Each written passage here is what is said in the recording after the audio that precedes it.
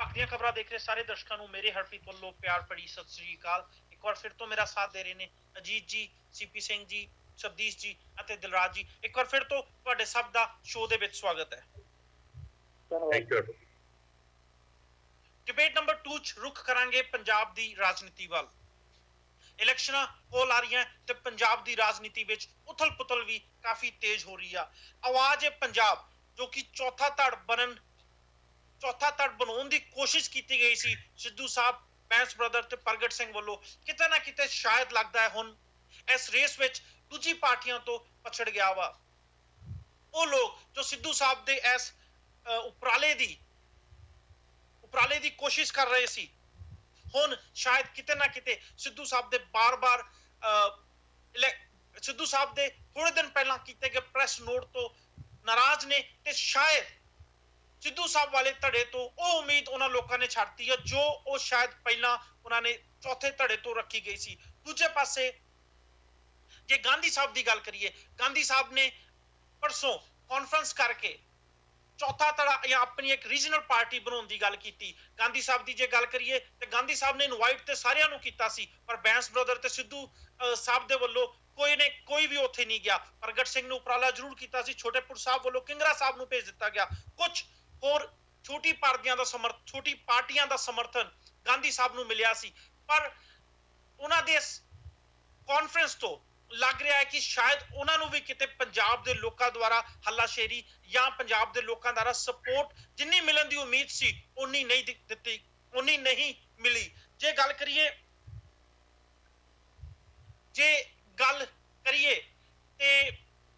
ਕਰੀਏ ਗਾਂਧੀ ਸਾਹਿਬ ਦੇ ਇਸ ਉਪਰਾਲੇ ਦੀ, ਗਾਂਧੀ ਸਾਹਿਬ ਜੋ ਕਿ ਹਮੇਸ਼ਾ ਹੀ ਸੀਰੀਅਸ ਰਾਜਨੀਤੀ ਕਰਨ ਦੀ ਗੱਲ ਕਰਦੇ ਨੇ, ਗਾਂਧੀ ਸਾਹਿਬ ਨਵੇਂ ਤੋਂ ਨਵਾਂ ਮੁੱਦਾ ਸਾਹਮਣੇ ਲੈ ਕੇ ਆਉਂਦੇ ਨੇ। ਜੇ ਡਰੱਗ ਦੀ ਗੱਲ ਕਰੀਏ, ਜਿੱਥੇ ਕਿ ਇੱਕ ਪਾਸੇ ਦੂਜੀ ਪੋਲੀਟੀਕਲ ਪਾਰਟੀਆਂ ਪੰਜਾਬ ਨੂੰ ਡਰੱਗ ਤੋਂ ਬਚਾਉਣ ਦੀ ਗੱਲ ਕਰ ਰਹੀ ਹੈ, ਗਾਂਧੀ ਸਾਹਿਬ ਉੱਥੇ ਹੀ ਕੁਝ ਡਰੱਗ ਨੂੰ ਲਾਇਸੈਂਸ ਡਰੱਗ ਜਾਂ ਲਾਇਸੈਂਸ ਸ਼ਾਪਾਂ ਤੇ ਅਵੇਲੇਬਲ ਹੋਣ ਦੀ ਗੱਲ ਕਰਦੇ ਨੇ।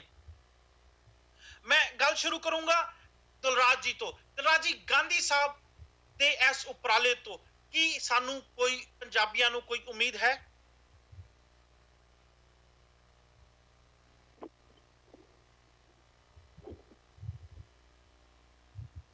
ਦਿਲਰਾਜ ਜੀ,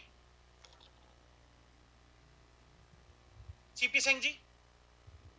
ਜੀ ਹਰਪ੍ਰੀਤ ਜੀ, ਉਸ ਦਿਨ ਕਾਨਫਰੰਸ ਦੇ ਵਿੱਚ ਜੋ એનર્ਜੀ ਆਣੀ ਚਾਹੀਦੀ ਸੀ, ਜਿਸ ਹਿਸਾਬ ਨਾਲ ਧਰਮਵੀਰ ਗਾਂਧੀ ਸਾਹਿਬ ਨੂੰ ਉਹਨਾਂ ਦੇ ਕੰਮਾਂ ਨੂੰ ਉਸ ਏਰੀਏ ਦੇ ਲੋਕ ਲੈਂਦੇ ਹੈ, ਉਹ એનર્ਜੀ ਦੇਖਣ ਨੂੰ ਬਿਲਕੁਲ ਨਹੀਂ ਮਿਲੀ।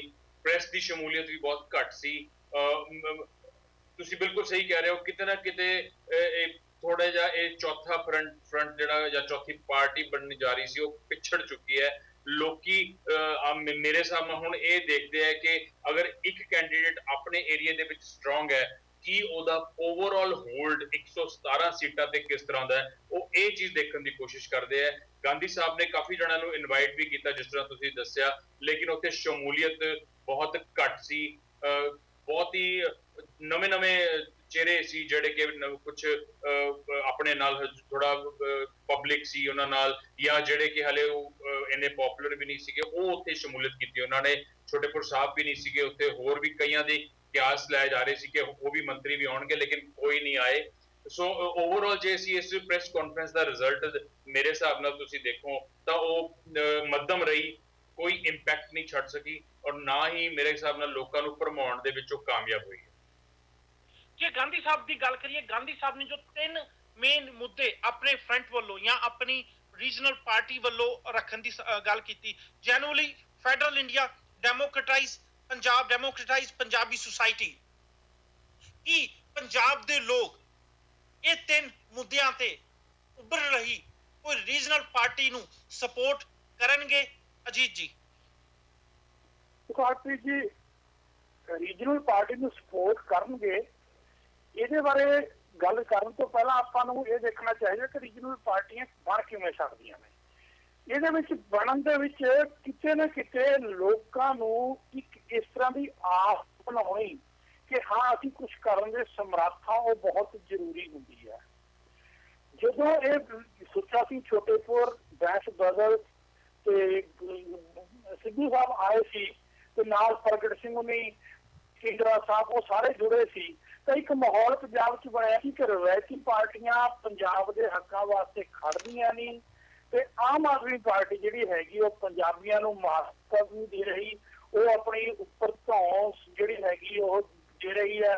ਤਾਂ ਇੱਕ ਲਹਿਰ ਜੀ ਬਣਦੀ ਨਜ਼ਰ ਆਉਂਦੀ ਸੀ ਕਿ ਪੰਜਾਬ ਚੋਂ ਉੱਭਰੇ ਹੋਏ ਨੇਤਾ ਜਿਹੜੇ ਹੈਗੇ ਉਹ ਪੰਜਾਬ ਨੂੰ ਸੰਭਾਲਣ। ਪਰ ਗੱਲ ਇਹ ਹੈ ਕਿ ਨੀਅਤ ਔਰ ਨੀਤੀ, ਕਿਉਂਕਿ ਪਹਿਲੀ ਗੱਲ ਨੀਅਤ ਦੀ ਇਹ ਕਰਾਂਗੇ ਕਿ ਜੇ ਨੀਅਤ ਚੰਗੀ ਹੋਵੇ ਤਾਂ ਨੀਤੀ ਬਣ ਸਕਦੀ ਹੈ। ਸੋ ਉਹਦੇ ਵਿੱਚ ਆ ਕੇ ਇਹ ਲੋਕ ਠਿਠਕ ਗਏ ਨੇ ਕਿ ਸਿੱਧੂ ਸਾਹਿਬ ਨੇ ਵੀ ਪਹਿਲਾਂ ਜਦੋਂ ਸ਼ੁਰੂਆਤ ਦੇ ਵਿੱਚ ਵੀ ਆਪਾਂ ਗੱਲ ਕੀਤੀ ਸੀ ਕਾਫੀ ਦਿਨ ਪਹਿਲਾਂ ਕਿ ਕੋਈ ਵੀ ਨਿਰਣੇ ਤੇ ਪਹੁੰਚਣ ਨੂੰ ਕਾਫੀ ਦੇਰ ਕੀਤੀ। ਜਦੋਂ ਪਹੁੰਚਣ ਦੀ ਗੱਲ ਹੋਈ ਤਾਂ ਜਦੋਂ ਬਿਲਕੁਲ ਨਿਰਣੇ ਕਰਨ ਦਾ ਦਿਨ ਆਇਆ ਉਸ ਦਿਨ ਉਹਨਾਂ ਨੇ ਪੈਰ ਪਿੱਛਾ ਖਿੱਚ ਲਿਆ। ਉਹਨਾਂ ਦੇ ਪੈਰ ਪਿੱਛਾ ਖਿੱਚਣ ਦਾ ਸੋਚਿਆ ਸੀ, ਛੋਟੇ ਤੋਂ ਵੀ ਪੈਰ ਖਿੱਚਣਾ ਪੈ ਗਿਆ ਪਿੱਛੇ। ਸੋ ਉਸ ਅੱਗੇ ਪਿੱਛੇ ਵਾਸਤੇ ਇਹਨਾਂ ਦੀ ਨੀਅਤ ਤੇ ਲੋਕਾਂ ਨੂੰ ਸ਼ੱਕ ਹੋ ਗਿਆ ਕਿ ਇਹ ਪ੍ਰਾਪਤ ਕੀ ਕਰਨਾ ਚਾਹੁੰਦੇ ਨੇ, ਪੰਜਾਬ ਵਾਸਤੇ ਪ੍ਰਾਪਤ ਕਰਨਾ ਚਾਹੁੰਦੇ ਨੇ ਜਾਂ ਨਿੱਜੀ। ਉਹ ਇਹਨਾਂ ਦੀਆਂ ਗੱਲਾਂ ਤੋਂ ਕਾਫੀ ਨਜ਼ਰ ਆਉਣ ਲੱਗ ਗਿਆ ਹੈ ਕਿ ਇਹ ਨਿੱਜੀ ਇਮੀਡੀਏਟ ਫਾਇਦਾ, ਕਿਉਂਕਿ ਜੇ ਪਾਰਟੀ ਬਣਾਉਂਦੇ ਨੇ ਕਾਫੀ ਸੰਘਰਸ਼ ਕਰਨਾ ਪਊਗਾ ਲੋਕਾਂ ਵਿੱਚ ਉਭਰਨ ਦੇ ਵਿੱਚ, ਲੋਕਾਂ ਨੂੰ ਲਾਮਬੰਦ ਕਰਨ ਵਾਸਤੇ। ਪਰ ਜੇ ਕਿਸੇ ਦੂਸਰੀ ਪਾਰਟੀ ਦਾ ਲੜ ਫੜਦੇ ਨੇ ਤਾਂ ਉਹਦੇ ਵਿੱਚ ਇਮੀਡੀਏਟ ਸ਼ਾਇਦ ਕੋਈ ਐਮਐਲਏ ਪਾਉਣੇ ਦਾ ਜਾਂ ਮਿਨਿਸਟਰੀ ਪਾਉਣੇ ਦਾ ਕਿਸੇ ਨੂੰ ਫਾਇਦਾ ਹੋ ਜਾਵੇ। ਪਰ ਉਹ ਲੋਕਾਂ ਦੇ ਗੱਲ ਰਾਸ ਨਹੀਂ ਆਉਂਦੀ ਹੈ। ਉਹ ਲੋਕ ਸ਼ਾਇਦ ਇਸ ਹਾਲਤ ਦੇ ਵਿੱਚ ਪਸੰਦ ਵੀ ਨਾ ਕਰਨ ਜਿਸ ਤਰ੍ਹਾਂ ਦਾ ਮਾਹੌਲ ਪਹਿਲਾਂ ਬਣਾਇਆ ਗਿਆ ਸੀ ਪੰਜਾਬੀਆਂ ਦੀ ਗੱਲ ਕਰਕੇ, ਪੰਜਾਬੀਆਂ ਦਾ ਪੰਜਾਬ ਗੱਲ ਕਰਕੇ। ਸੋ ਇਸ ਮਾਹੌਲ 'ਚ ਕਾਫੀ ਪਿਛੜ ਗਏ ਨੇ। ਜੇ ਹੁਣ ਗਾਂਧੀ ਜੀ ਭਾਵੇਂ ਉਹਨਾਂ ਦੀ ਸ਼ਖਸੀਅਤ ਦਾ ਇਹ ਪ੍ਰਭਾਵ ਹੈ ਕਿ ਬਹੁਤ ਹੀ ਸਿੰਸੀਅਰ ਮੁੱਦਿਆਂ ਦੀ ਰਾਜਨੀਤੀ ਕਰਨ ਵਾਲੇ ਨੇ, ਪਰ ਉਹਨਾਂ ਦੇ ਪਿੱਛੇ ਪਟਿਆਲੇ ਦੇ ਲੋਕ ਤਾਂ ਕੁਝ ਲੱਗ ਸਕਦੇ ਨੇ। ਉਹ ਜੇ ਅੱਜ ਵੀ ਸ਼ਾਇਦ ਚੋਣ ਲੜਨ ਤਾਂ ਲੋਕੀ ਉਹਨਾਂ ਦੇ ਪਿੱਛੇ ਕਾਫੀ ਮਾਤਰਾ ਵਿੱਚ ਲੱਗਣਗੇ। ਪਰ ਸਾਰਾ ਪੰਜਾਬ ਉਸ ਤਰ੍ਹਾਂ ਦੇ ਮਾਹੌਲ ਦੇ ਵਿੱਚ ਇੱਕ ਬੰਦੇ ਦੇ ਪਿੱਛੇ ਨਹੀਂ, ਉਹ ਲਹਿਰ ਦੇ ਪਿੱਛੇ ਤਾਂ ਲੱਗ ਸਕਦਾ ਸੀ। ਪਰ ਔਰ ਲਹਿਰ ਫਿਰ ਭਾਵੇਂ ਉਹ ਫਿਰ ਮੁੱਦਿਆਂ ਦੇ ਆਧਾਰ ਤੇ ਵੀ ਹੋ ਸਕਦੀ ਹੈ। ਪਰ ਹੁਣ ਜਿੱਕਣ ਇੰਡੀਵਿਜੂਅਲ ਇਹ ਪਾਲੇ ਬਦਲੇ ਤਾਂ ਨਹੀਂ, ਪਰ ਉਹਨਾਂ ਦੇ ਜਿਹੜੇ ਕਦਮ ਨੇ ਉਹਨਾਂ ਤੇ ਲੱਗਦਾ ਕਿ ਉਹਨਾਂ ਦੇ ਠੱਗ ਮੁਕਾਬਲੇ ਰਹੇ ਨੇ ਕਦਮ, ਕਦੇ ਕਿਧਰੇ। ਸੋ ਇਸ ਦੇ ਵਿੱਚ ਨਾ ਤਾਂ ਮੁੱਦਿਆਂ ਦੀ ਰਾਜਨੀਤੀ ਹੋ ਸਕਦੀ ਹੈ ਤੇ ਨਾ ਹੀ ਕੋਈ ਲਹਿਰ ਵਾਰੀ ਜਾ ਸਕਦੀ ਹੈ। ਗਾਂਧੀ ਸਾਹਿਬ ਨੇ ਕਿਤੇ ਨਾ ਕਿਤੋਂ ਦਿੱਲੀ ਤੋਂ ਕੰਟਰੋਲ ਕਰਨ ਵਾਲੀ ਪਾਰਟੀਆਂ, ਚਾਹੇ ਉਹ ਕਾਂਗਰਸ ਹੋਵੇ, ਚਾਹੇ ਬੀਜੇਪੀ ਹੋਵੇ, ਚਾਹੇ ਆਮ ਆਦਮੀ ਪਾਰਟੀ ਹੋਵੇ, ਉਹਨਾਂ ਤੇ ਕਿਤੇ ਨਾ ਕਿਤੇ ਇਹ ਇਲਜ਼ਾਮ ਲਾਇਆ ਕਿ ਇਹ ਪਾਰਟੀਆਂ ਜੋ ਪੰਜਾਬ ਦੇ ਲੋਕਾਂ ਦੇ ਮੁੱਦੇ ਆ ਉਹਨਾਂ ਨੂੰ ਕਿਤੇ ਨਾ ਕਿਤੇ ਨਜ਼ਰਅੰਦਾਜ਼ ਕਰਦੀ ਹੈ। ਰੀਜਨਲ ਪਾਰਟੀਆਂ, ਚਾਹੇ ਸ਼੍ਰੋਮਣੀ ਅਕਾਲੀ ਦਲ ਹੋਏ, ਚਾਹੇ ਤਮਿਲਨਾਡੂ ਵਿੱਚ ਜੈ ਲਲਿਤਾ ਹੋਵੇ, ਪਾਰਟੀਆਂ ਜ਼ਰੂਰ ਉੱਭਰੀਆਂ ਸੀ, ਪਰ ਇਹਨਾਂ ਨੇ ਟਾਈਮ ਦੇ ਹਿਸਾਬ ਨਾਲ ਆਪਣੇ ਨਿੱਜੀ ਫਾਇਦੇ ਨੂੰ ਵੇਖਦੇ ਹੋਏ ਪਾਰਟੀਆਂ ਦੇ ਜੋ ਪਾਰਟੀਆਂ ਜਿਹਨੇ ਮੁੱਦਿਆਂ ਲੈ ਕੇ ਉੱਭਰੀਆਂ ਸੀ ਉਹ ਮੁੱਦਿਆਂ ਨੂੰ ਪਿੱਛੇ ਛੱਡ ਦਿੱਤਾ ਗਿਆ। ਜੇ ਗਾਂਧੀ ਸਾਹਿਬ ਦੀ ਗੱਲ ਕਰੀਏ ਤੇ ਗਾਂਧੀ ਸਾਹਿਬ ਨੇ ਇੱਕ ਰੀਜਨਲ ਪਾਰਟੀ ਦੀ ਹੋਣ ਦੀ ਜ਼ਰੂਰਤ ਇਸ ਟਾਈਮ ਪੰਜਾਬ ਦੀ ਰਾਜਨੀਤੀ ਵਿੱਚ ਦੱਸੀ। ਉਹਨਾਂ ਤੇ ਇਹ ਵੀ ਕਿਹਾ ਕਿ ਅਸੀਂ ਪਾਰਟੀ ਬਣਾਵਾਂਗੇ, 2017 ਦੀਆਂ ਇਲੈਕਸ਼ਨਾਂ ਜ਼ਰੂਰ ਲੜਾਂਗੇ ਕਿਉਂਕਿ 2017 ਆਉਣ ਵਾਲੀ ਆ, ਪਰ ਇਹ ਪਾਰਟੀ ਮੈਂ ਪੰਜਾਬ ਦੇ ਭਵਿੱਖ ਵਾਸਤੇ ਬਣਾ ਰਿਹਾ। ਸਬਦੀਸ਼ ਜੀ। ਹਰਪ੍ਰੀਤ ਜੀ, ਜਿਸ ਰਾਜ ਦੇ ਵਿੱਚ ਕਾਂਗਰਸ ਤੇ ਅਕਾਲੀ ਦਲ ਦੋਵੇਂ ਪਾਰਟੀਆਂ ਪੰਜਾਬ ਦੀ ਕਿਸਾਨੀ ਦਾ ਸੰਕਟ ਹੱਲ ਕੀਤੇ ਬਿਨਾਂ ਬਿਜਲੀ ਪਾਣੀ ਮੁਫਤ ਦੇ ਦੇਣ ਤੇ ਕਿਸਾਨਾਂ ਨੂੰ ਇੰਝ ਲੱਗੇ ਕਿ ਇਹ ਸਾਡੇ ਹਮਾਇਤੀ ਨੇ, ਪੰਜਾਬ ਦੇ ਗਰੀਬ ਲੋਕਾਂ ਨੂੰ ਰੁਜ਼ਗਾਰ ਦਿੱਤੇ ਬਿਨਾਂ ਜਿਹੜੀ ਪਾਰਟੀ ਦਾਲ ਆਟਾ ਦੇ ਕੇ ਆਪਣੇ ਨਾਲ ਜੋੜ ਸਕਣ ਦੀ ਸਿਚੁਏਸ਼ਨ ਦੇ ਵਿੱਚ ਹੋਵੇ, ਉਸ ਰਾਜ ਦੇ ਵਿੱਚ ਇਸ ਗੱਲ ਦੀ ਕਲਪਨਾ ਕਰਨੀ ਕਿ ਕੋਈ ਮੁੱਦਿਆਂ ਦੇ ਉੱਤੇ ਆਧਾਰਿਤ ਰਾਜਨੀਤੀ ਨੂੰ ਪ੍ਰਵਾਨ ਕਰ ਲਵੇਗਾ, ਇਹ ਆਪਣੇ ਆਪ ਦੇ ਵਿੱਚ ਇੱਕ ਸੁਪਨਸਾਜ਼ੀ ਵਰਗੀ ਗੱਲ ਬਣ ਚੁੱਕੀ ਆ। ਇੱਕ ਪਾਰਟੀ ਜਿਹੜੀ ਇਹਨਾਂ ਇਲਜ਼ਾਮਾਂ ਦੀ ਮਾਰ ਹੇਠ ਹੈ ਕਿ ਉਹ ਟਿਕਟਾਂ ਵੇਚ ਰਹੀ ਹੈ ਤੇ ਕੁਝ % ਲੋਕਾਂ ਨੂੰ 10 ਦੇ ਪਿੱਛੇ 2 ਟਿਕਟਾਂ ਆਮ ਲੋਕਾਂ ਨੂੰ ਦੇ ਕੇ 10 ਲੋਕਾਂ ਕੋਲੋਂ ਪੈਸੇ ਲੈ ਕੇ ਜਿਹੜੇ ਬਾਕੀ 17 ਜਾਂ 18 MLA ਦੇ ਉਮੀਦਵਾਰ ਹੋਣਗੇ ਉਹਨਾਂ ਦਾ ਪ੍ਰਚਾਰ 117 ਹਲਕਿਆਂ ਦੇ ਵਿੱਚ ਕਰੇਗੀ ਆਮ ਆਦਮੀ ਪਾਰਟੀ। ਉਸ ਪਾਰਟੀ ਨੂੰ ਲੋਕੀ ਕਰਪਸ਼ਨ ਫ੍ਰੀ ਪਾਰਟੀ ਮੰਨ ਸਕਦੇ ਨੇ ਤੇ ਮੁੱਦਿਆਂ ਉੱਤੇ ਆਧਾਰਿਤ ਧਰਮਵੀਰ ਗਾਂਧੀ ਦੇ ਫਰੰਟ ਦੀ ਕੋਈ ਸੁਣਵਾਈ ਨਹੀਂ। ਇਹ ਮੇਰਾ ਖਿਆਲ ਹੈ ਕਿ ਪੰਜਾਬ ਦੀ ਪੋਲੀਟੀਕਲ ਚੇਤਨਾ ਦੇ ਉੱਤੇ, ਪੰਜਾਬ ਦੀ ਪੋਲੀਟੀਕਲ ਚੇਤਨਾ ਦੇ ਨਿਗਾਰ ਉੱਤੇ, ਪੰਜਾਬ ਦੀ ਪੋਲੀਟੀਕਲ ਚੇਤਨਾ ਦੇ ਮਿਆਰ ਉੱਤੇ ਆਪਣੇ ਆਪ ਦੇ ਵਿੱਚ ਇੱਕ ਬਹੁਤ ਵੱਡੀ ਟਿੱਪਣੀ ਹੈ ਔਰ ਇਸ ਟਿੱਪਣੀ ਨੂੰ ਇੱਕ ਲਹਿਰ ਦੇ ਵਿੱਚ ਤਬਦੀਲ ਕਰਨਾ ਰਾਤੋਂ ਰਾਤ ਸ਼ਾਇਦ ਸੰਭਵ ਨਹੀਂ, ਪਰ ਮੈਂ ਫਿਰ ਵੀ ਕਹਾਂਗਾ ਕਿ ਜਿਹੜੇ ਲੋਕ ਇਸ ਹਾਲਾਤ ਦੇ ਵਿੱਚ ਵੀ ਇਸ ਕਿਸਮ ਦੀ ਰਾਜਨੀਤੀ ਨੂੰ ਵੇਟ ਦੇਣ ਦਾ ਯਤਨ ਕਰ ਰਹੇ ਨੇ, ਬੇਸ਼ੱਕ ਇਹ ਕਣੀਆਂ ਜਿਹੜੀਆਂ ਪੈ ਰਹੀਆਂ ਨੇ ਮਾਰੂਥਲ ਤੇ ਹੀ ਪੈ ਰਹੀਆਂ ਨੇ, ਇਹਨਾਂ ਕਣੀਆਂ ਨੇ ਸ਼ਾਇਦ ਕੋਈ ਹਰਿਆਲੀ ਪੈਦਾ ਨਹੀਂ ਕਰ ਦੇਣੀ, ਇੱਥੇ ਕੋਈ ਨਵੀਂ ਫਸਲ ਨਹੀਂ ਪੈਦਾ ਕਰ ਦੇਣੀ। ਇਹਦੇ ਬਾਵਜੂਦ ਜੇ ਇਹ ਅਹਿਸਾਸ ਵੀ ਪੈਦਾ ਹੋ ਜਾਂਦਾ ਕੱਲ ਨੂੰ ਜਦੋਂ ਅਸੀਂ ਕਿਸੇ ਨਵੀਂ ਸਰਕਾਰ ਨੂੰ ਭੁਗਤ ਰਹੇ ਹੋਵਾਂਗੇ, ਜੇ ਉਦੋਂ ਪੰਜਾਬ ਦੇ ਲੋਕਾਂ ਨੂੰ ਇਹ ਅਹਿਸਾਸ ਵੀ ਹੋ ਜਾਂਦਾ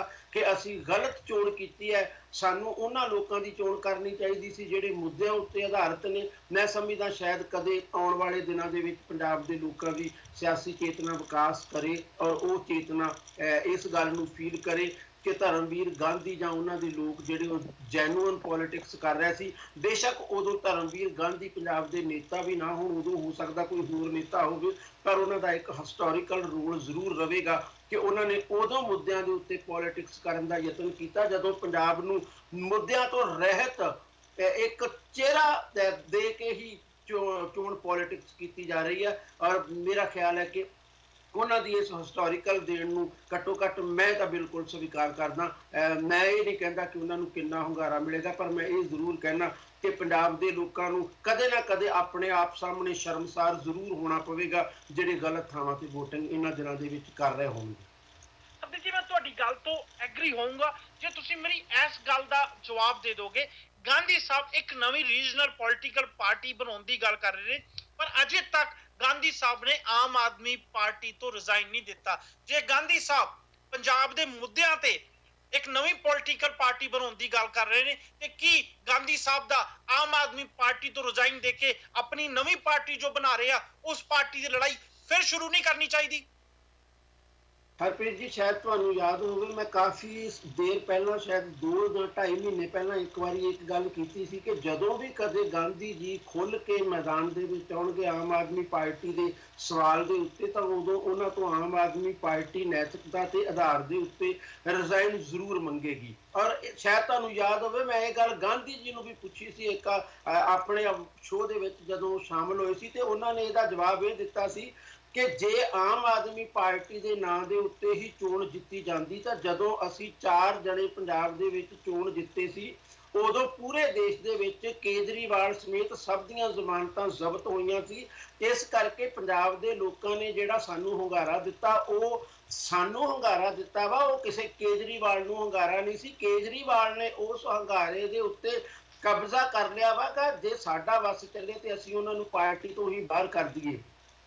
ਮੈਂ ਇਹ ਨਹੀਂ ਕਹਿੰਦਾ ਕਿ ਇਹ ਕਹਿ ਕੇ ਗਾਂਧੀ ਜੀ ਕਿੰਨੇ ਜਸਟੀਫਾਈਡ ਨੇ, ਉਹਨਾਂ ਤੋਂ ਰਿਜ਼ਾਈਨ ਮੰਗਣ ਵਾਲੇ ਜਰਨੈਲ ਸਿੰਘ ਕਿੰਨੇ ਜਸਟੀਫਾਈਡ ਨੇ। ਇਹ ਆਪਣੇ ਆਪ ਦੇ ਵਿੱਚ ਇੱਕ ਟਿੱਪਣੀ ਆ ਕਿ ਇੱਕ ਬੰਦਾ ਦਿੱਲੀ ਤੋਂ ਆ ਕੇ ਰਿਜ਼ਾਈਨ ਮੰਗਦਾ। ਪੰਜਾਬ ਦੇ ਵਿੱਚ ਆਮ ਆਦਮੀ ਪਾਰਟੀ ਦਾ ਇੱਕ ਵੀ ਨੇਤਾ ਨਹੀਂ ਹੈ ਜਿਹੜਾ ਇੱਕ ਨੇਤਾ ਦੇ ਤੌਰ ਤੇ ਪ੍ਰਵਾਨ ਹੋਵੇ ਤੇ ਉਹ ਗਾਂਧੀ ਸਾਹਿਬ ਕੋਲੋਂ ਰਿਜ਼ਾਈਨ ਮੰਗੇ। ਪੰਜਾਬ ਦੇ ਵਿੱਚ ਆਮ ਆਦਮੀ ਪਾਰਟੀ ਦੀ ਇਸ ਤੋਂ ਵੱਡੀ ਬਦਕਿਸਮਤੀ ਕੋਈ ਨਹੀਂ ਹੋ ਸਕਦੀ ਕਿ ਜਿਹੜੇ ਨੇਤਾ ਨੂੰ ਕਨਵੀਨਰ ਵੀ ਬਣਾਇਆ ਪੰਜਾਬ ਦੇ ਲੋਕਾਂ ਲਈ, ਉਹ ਪੰਜਾਬ ਦਾ ਸਭ ਤੋਂ ਵੱਡਾ ਨੇਤਾ ਆਮ ਆਦਮੀ ਪਾਰਟੀ ਦਾ ਬਿਲਕੁਲ ਵੀ ਨਹੀਂ ਮੰਨਿਆ ਜਾਂਦਾ। ਮੇਰੀ ਮੁਰਾਦ ਗੁਰਪ੍ਰੀਤ ਸਿੰਘ ਘੁੱਗੀ ਤੋਂ ਆ। ਉਹਨਾਂ ਨੂੰ ਲੋਕੀ ਹੋਰ ਜਿੰਨਾ ਮਰਜ਼ੀ ਸਤਿਕਾਰ ਦਿੰਦੇ ਹੋਣ, ਪਰ ਉਹ ਪੰਜਾਬ ਦੀ ਆਮ ਆਦਮੀ ਪਾਰਟੀ ਦਾ ਸਭ ਤੋਂ ਵੱਡਾ ਨੇਤਾ ਹੈ। ਇਸ ਤਰ੍ਹਾਂ ਉਹਨਾਂ ਨੂੰ ਕੋਈ ਫੀਲ ਨਹੀਂ ਕਰਦਾ।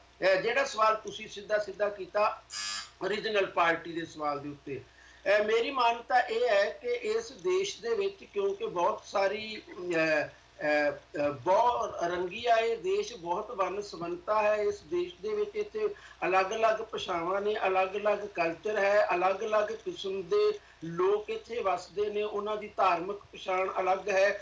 ਕਈ ਮਾਮਲਿਆਂ ਦੇ ਵਿੱਚ ਤੁਸੀਂ ਧਾਰਮਿਕ ਤੌਰ ਤੇ ਤਾਂ ਇੱਕ ਧਰਮ ਨੂੰ ਮੰਨਦੇ ਹੋ, ਪਰ ਤੁਹਾਡੀ ਕਲਚਰਲ ਬੈਕਗ੍ਰਾਉਂਡ ਬਿਲਕੁਲ ਇੱਕ ਹੈ। ਜੇ ਮਦਰਾਸ ਦੀ ਗੱਲ ਕਰੀਏ, ਉਸ ਹਿੰਦੂ ਨੂੰ ਤੁਸੀਂ ਬੰਗਾਲ ਜਾਂ ਗੁਜਰਾਤ ਦੇ ਹਿੰਦੂ ਨਾਲ ਮੈਚ ਕਰਕੇ ਨਹੀਂ ਦੇਖ ਸਕਦੇ। ਈਵਨ ਮੈਂ ਕਹਾਂਗਾ ਕਿ ਜਿਹੜੇ ਸਿੱਖ ਪੰਜਾਬ ਤੋਂ ਬਾਹਰ ਰਹਿੰਦੇ ਨੇ, ਪਟਨਾ ਸਾਹਿਬ ਰਹਿੰਦੇ ਨੇ ਜਾਂ ਨੰਦੇੜ ਸਾਹਿਬ ਰਹਿੰਦੇ ਨੇ, ਤੁਸੀਂ ਉਹਨਾਂ ਨੂੰ ਵੀ ਪੰਜਾਬੀਆਂ ਵਰਗੇ ਸਿੱਖ ਨਹੀਂ ਕਹਿ ਸਕਦੇ। ਈਵਨ ਤੁਸੀਂ ਦਿੱਲੀ ਵਿੱਚ ਵੱਸਦੇ ਪੰਜਾਬੀਆਂ ਨੂੰ ਪੰਜਾਬ ਦੇ ਜੱਟ ਕਲਚਰ ਵਾਲੇ ਸਿੱਖਾਂ ਦੇ ਨਾਲ ਮੇਲ ਕੇ ਨਹੀਂ ਦੇਖ ਸਕਦੇ। ਇਸ ਕਰਕੇ ਜਿਸ ਵੀ ਇਸ ਦੇਸ਼ ਦੇ ਵਿੱਚ ਜਾਂ ਤਾਂ ਇਹ ਹੋਣਾ ਚਾਹੀਦਾ ਸੀ ਕਿ ਜਿਹੜੀਆਂ ਪਾਰਟੀਆਂ ਕੌਮੀ ਪੱਧਰ ਉੱਤੇ ਵਰਕਿੰਗ ਕਰਦੀਆਂ ਉਹਨਾਂ ਦੇ ਅੰਦਰ ਇੰਨੀ ਅਕਲ ਹੁੰਦੀ ਕਿ ਉਹ ਇਸ ਦੇਸ਼ ਦੀ ਬਹੁ ਰੰਗਤਾ ਨੂੰ, ਇਹਦੀ ਵੰਨ-ਸੁਵੰਨਤਾ ਨੂੰ ਪਛਾਣਦੀਆਂ ਤੇ ਲੋਕਾਂ ਦੀਆਂ ਭਾਵਨਾਵਾਂ ਦੀ ਕਦਰ ਕਰਦੀਆਂ। ਪਰ ਕਿਉਂਕਿ ਇਸ ਕਿਸਮ ਦੇ ਹਾਲਾਤ ਪੈਦਾ ਨਹੀਂ ਹੋ ਸਕੇ, ਇਸ ਕਰਕੇ ਰੀਜਨਲ ਪਾਰਟੀਆਂ ਦੀ ਜ਼ਰੂਰਤ ਬਣ ਗਈ।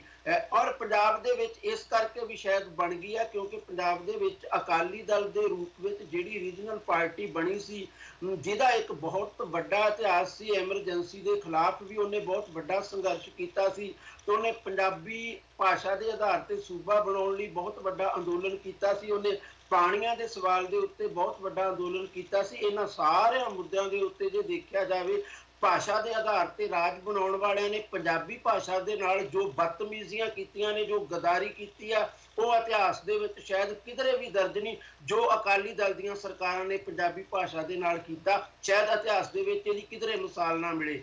ਇਹਨਾਂ ਹਾਲਾਤ ਦੇ ਵਿੱਚ ਕਿਸੇ ਪੰਜਾਬੀ ਪਾਰਟੀ ਦੀ ਪੰਜਾਬ ਨੂੰ ਸੱਚਮੁੱਚ ਬਹੁਤ ਜ਼ਰੂਰਤ ਬਣ ਗਈ ਹੈ। ਹਾਲਾਂਕਿ ਮੈਂ ਸਿਧਾਂਤਕ ਤੌਰ ਤੇ ਇਸ ਗੱਲ ਦੇ ਬਿਲਕੁਲ ਵੀ ਹੱਕ ਵਿੱਚ ਨਹੀਂ ਕਿ ਹਰ ਖਿੱਤੇ ਦੇ ਵਿੱਚ ਰੰਗ ਬਿਰੰਗੀਆਂ ਪਾਰਟੀਆਂ ਬਣ ਜਾਣ ਤੇ ਉਹਨਾਂ ਰੰਗ ਬਿਰੰਗੀਆਂ ਪਾਰਟੀਆਂ ਦਾ ਮੁੜ ਕੇ ਕੇਂਦਰ ਦੇ ਵਿੱਚ ਵਿਰੋਧ ਬਣ ਜਾਵੇ। ਬਦਕਿਸਮਤੀ ਨਾਲ ਜੇ ਤੇ ਸੱਚਮੁੱਚ ਸਾਰੇ ਰਾਜਾਂ ਦੇ ਵਿੱਚ ਅਲੱਗ-ਅਲੱਗ ਪਾਰਟੀਆਂ ਹੋਣ, ਉਹਨਾਂ ਦਾ ਇੱਕ ਗੱਠਜੋੜ ਸਰਕਾਰ ਬਣਾਵੇ ਤੇ ਅਸੀਂ ਕਹਿ ਸਕਦੇ ਹਾਂ ਇੱਕ ਨੈਸ਼ਨਲ ਕਿਸਮ ਦੀ ਸਰਕਾਰ ਬਣ ਸਕਦੀ ਹੈ। ਪਰ ਬਦਕਿਸਮਤੀ ਸਾਡੀ ਇਹ ਹੈ ਕਿ ਲੰਮਾ ਸਮਾਂ ਕਾਂਗਰਸ ਵੱਡੀ ਪਾਰਟੀ ਦੇ ਤੌਰ ਤੇ ਰਹੀ ਤੇ ਛੋਟੀਆਂ-ਛੋਟੀਆਂ ਪਾਰਟੀਆਂ ਉਹਦੇ ਨਾਲ ਗੱਠਜੋੜ ਕਰਦੀਆਂ ਰਹੀਆਂ, ਉਹ ਵੀ ਇੱਕ ਤਰ੍ਹਾਂ ਦਾ ਮੌਕਾ ਪ੍ਰਸਤ ਗੱਠਜੋੜ।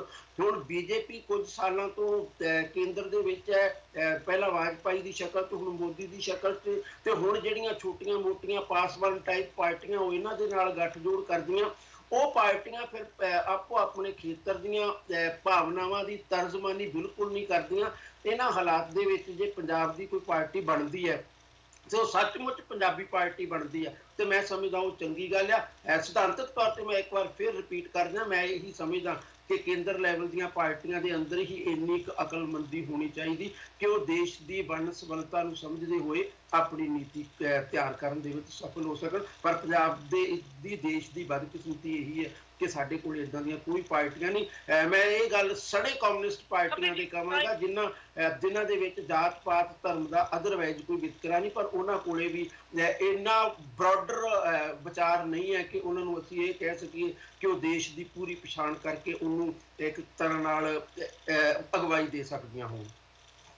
ਦਲਰਾਜ ਜੀ, ਗਾਂਧੀ ਸਾਹਿਬ ਨੇ ਧਰਮ ਨੂੰ ਰਾਜਨੀਤੀ ਨਾਲ ਮਿਲਾਉਣ ਦੀ ਵੀ ਗੱਲ ਕੀਤੀ। ਪਾਣੀਆਂ ਦੇ ਮਸਲੇ ਨੂੰ ਕਿਤੇ ਨਾ ਕਿਤੇ ਧਾਰਮਿਕ ਮਸਲਾ ਬਣਾਉਣ ਦੀ ਗੱਲ ਕੀਤੀ, ਜਦਕਿ ਗਾਂਧੀ ਸਾਹਿਬ ਨੇ ਸਾਫ਼ ਆਖਿਆ ਕਿ ਜੋ ਰਾਜਨੀਤਿਕ ਮਸਲਾ ਸੀ ਉੱਤੇ ਰਾਜਨੀਤਿਕ ਗੱਲ ਹੋਣਾ ਚਾਹੀਦੀ ਸੀ, ਉਹਨੂੰ ਧਰਮ ਦੇ ਨਾਲ ਮਿਲਾਉਣ ਦੀ ਕੋਸ਼ਿਸ਼ ਨਹੀਂ ਕਰਨੀ ਚਾਹੀਦੀ ਸੀ। ਧਰਮ ਯੁੱਧ ਮੋਰਚੇ ਦਾ ਨਾਂ ਤੱਕ ਲਿਆ। ਬਿਲਕੁਲ ਹਰਪ੍ਰੀਤ ਜੀ, ਗਾਂਧੀ ਸਾਹਿਬ ਦੀਆਂ ਕੁਝ ਗੱਲਾਂ ਬਹੁਤ ਜਸਟੀਫਾਈਡ ਲੱਗਦੀਆਂ, ਬਹੁਤ ਵਧੀਆ ਲੱਗਦੀਆਂ। ਐਕਚੁਅਲ ਵਿੱਚ ਜੇ ਦੇਖਿਆ ਜਾਵੇ, ਪਾਣੀਆਂ ਦਾ ਮੁੱਦਾ ਕਦੀ ਵੀ ਧਾਰਮਿਕ ਮੁੱਦਾ ਸੀਗਾ ਨਹੀਂ। ਦੋ ਰਾਜਾਂ ਦੀ ਲੜਾਈ ਸੀਗੀ ਤੇ ਇਹਨੂੰ ਪੋਲੀਟੀਕਲ ਵੇ ਦੇ ਨਾਲ ਹੀ ਹੱਲ ਕਰਨਾ ਚਾਹੀਦਾ ਸੀਗਾ। ਪਰ ਕਿਤੇ ਨਾ ਕਿਤੇ ਸਾਡੇ ਜਿਹੜੇ ਪੋਲੀਟੀਸ਼ੀਅਨ ਹੈਗੇ ਆ ਉਹ ਗੇਮ ਏਦਾਂ ਦੀ ਘੁਮਾਉਂਦੇ ਹੈਗੇ ਆ ਕਿ ਆਮ ਲੋਕਾਂ ਨੂੰ ਨਹੀਂ ਸਮਝ ਆਉਂਦੀ ਤੇ ਆਮ ਲੋਕੀ ਵੀ ਉਹਨੂੰ ਧਾਰਮਿਕ ਮੁੱਦਾ ਹੀ ਬਣਾ ਕੇ ਬੈਠ ਜਾਂਦੇ ਆ। ਤੁਸੀਂ ਜਿੰਨੇ ਵੀ ਕੱਟੜਪੰਥੀ ਵੀ ਦੇਖੋਗੇ ਉਹ ਵੀ ਕਿਤੇ ਨਾ ਕਿਤੇ ਇਹਨੂੰ ਧਾਰਮਿਕ ਮੁੱਦਾ ਸਮਝਦੇ ਆ। ਬਿਲਕੁਲ ਬਹੁਤ ਵਧੀਆ ਗਾਂਧੀ ਸਾਹਿਬ ਨੇ ਗੱਲ ਕੀਤੀ। ਗਾਂਧੀ ਸਾਹਿਬ ਦੀਆਂ ਕਈ ਗੱਲਾਂ ਬੜੀਆਂ ਜਸਟੀਫਾਈਡ ਵੀ ਹੁੰਦੀਆਂ ਨੇ, ਪਰ ਇੱਕ ਚੀਜ਼ ਜਿਹੜੀ ਸੱਚਾਈ ਹੈਗੀ ਹੈ, ਅੱਜ ਜਿਹੜੇ ਚੌਥੇ ਫਰੰਟ ਦੀ ਗੱਲ ਚੱਲਦੀ ਪਈ ਸੀਗੀ ਤੇ ਉਹ ਚੌਥੇ ਫਰੰਟ ਦੀ ਬਹੁਤ ਵੱਡੇ ਲੈਵਲ ਤੇ ਗੱਲ ਚੱਲਦੀ ਪਈ ਸੀ। ਨਵਜੋਤ ਸਿੰਘ ਸਿੱਧੂ, ਪ੍ਰਗਟ ਸਿੰਘ, ਬੈਂਸ ਬ੍ਰਦਰ ਤੇ ਕਿਤੇ ਨਾ ਕਿਤੇ ਡਾਕਟਰ ਧਰਮਵੀਰ ਗਾਂਧੀ ਦਾ ਵੀ ਨਾਮ ਜੁੜਦਾ ਪਿਆ ਸੀਗਾ। ਉਹਨਾਂ ਦੇ ਬੈਕਆਊਟ ਕਰਨ ਤੋਂ ਬਾਅਦ ਡਾਕਟਰ ਧਰਮਵੀਰ ਗਾਂਧੀ ਨੂੰ ਉਹ ਹੁੰਗਾਰਾ, ਉਹ ਸਪੋਰਟ ਨਹੀਂ ਮਿਲਦੀ ਜੋ ਸਾਰਿਆਂ ਨੂੰ ਇਕੱਠੇ ਰਲ ਕੇ ਮਿਲਣੀ ਸੀ। ਹੁਣ ਜਿੰਨੇ ਮਰਜ਼ੀ ਜਾਣੇ ਅੱਡ-ਅੱਡ ਪਾਰਟੀਆਂ ਬਣਾ ਲੈਣ, ਚਾਹੇ ਡਾਕਟਰ ਧਰਮਵੀਰ ਗਾਂਧੀ ਇੱਕ ਬਣਾ ਲੈਣ, ਸੁੱਚਾ ਸਿੰਘ ਛੋਟੇਪੁਰ ਦੂਜੀ ਬਣਾ ਲੈਣ, ਉਹ ਗੱਲ ਨਹੀਂ ਬਣ ਸਕਦੀ ਜੋ ਪਹਿਲੇ ਬਣਨ ਦੀ ਸੋਚਦੀ ਪਈ ਸੀ। ਹੁਣ ਅੱਜ ਦੀ ਡੇਟ ਵਿੱਚ ਜੇ ਦੇਖਿਆ ਜਾਵੇ ਤੇ ਤਿੰਨ ਪਾਰਟੀਆਂ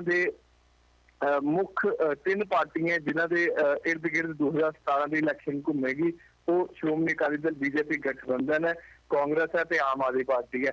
ਚੌਥੇ ਫਰੰਟ ਦੀ ਜਿਹੜੀ ਗੱਲ ਹੁੰਦੀ ਪਈ ਸੀ ਉਹ ਹੁਣ ਸੁਪਨਾ ਹੀ ਬਣ ਕੇ ਰਹਿ ਗਈ।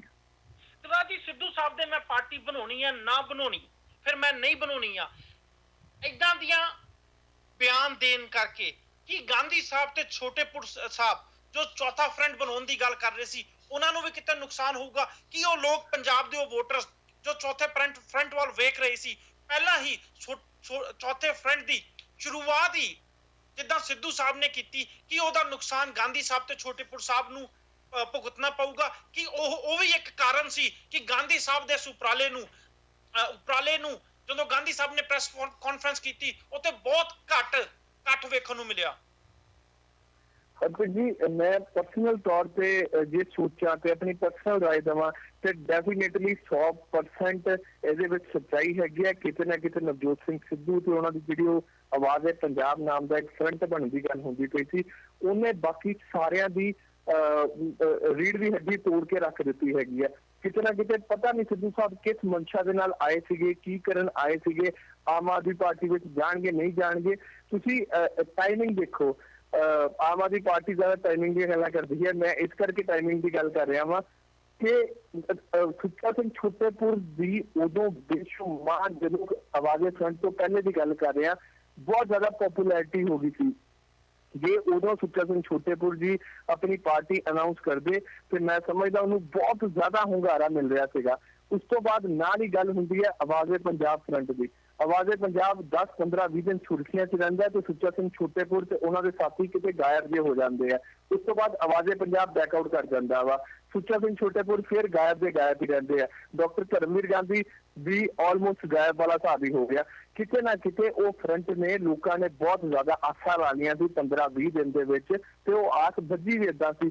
ਫਿਰ ਆਲ ਆਫ ਅ ਸਡਨ ਕੀ ਹੋਇਆ, ਇਹ ਤਾਂ ਨਵਜੋਤ ਸਿੰਘ ਸਿੱਧੂ, ਗੈਸ ਬ੍ਰਦਰ ਤੇ ਪ੍ਰਗਟ ਸਿੰਘ ਜੀ ਜਾਣਦੇ ਹੋਣਗੇ, ਪਰ ਉਹ ਡੈਫੀਨੇਟਲੀ ਹਿੱਟ ਕੀਤਾ ਹੈ ਸਰਦਾਰ ਸੁੱਚਾ ਸਿੰਘ ਛੋਟੇਪੁਰ ਨੂੰ, ਡਾਕਟਰ ਧਰਮਵੀਰ ਗਾਂਧੀ ਨੂੰ, ਢੀਂਗਰਾ ਸਾਹਿਬ ਨੂੰ ਤੇ ਹੋਰ ਉਹ ਬੰਦੇ ਜਿਹੜੇ ਚੌਥਾ ਫਰੰਟ ਬਣਾ ਕੇ ਲੋਕਾਂ ਦੇ ਸਾਹਮਣੇ ਇੱਕ ਨਵੀਂ ਪਾਰਟੀ ਪੇਸ਼ ਕਰਨ ਦੀ ਕੋਸ਼ਿਸ਼ ਕਰਦੇ ਪਏ ਸੀ। ਡੈਫੀਨੇਟਲੀ 100% ਸੈਟਬੈਕ ਲੱਗਾ ਹੀ ਲੱਗਾ।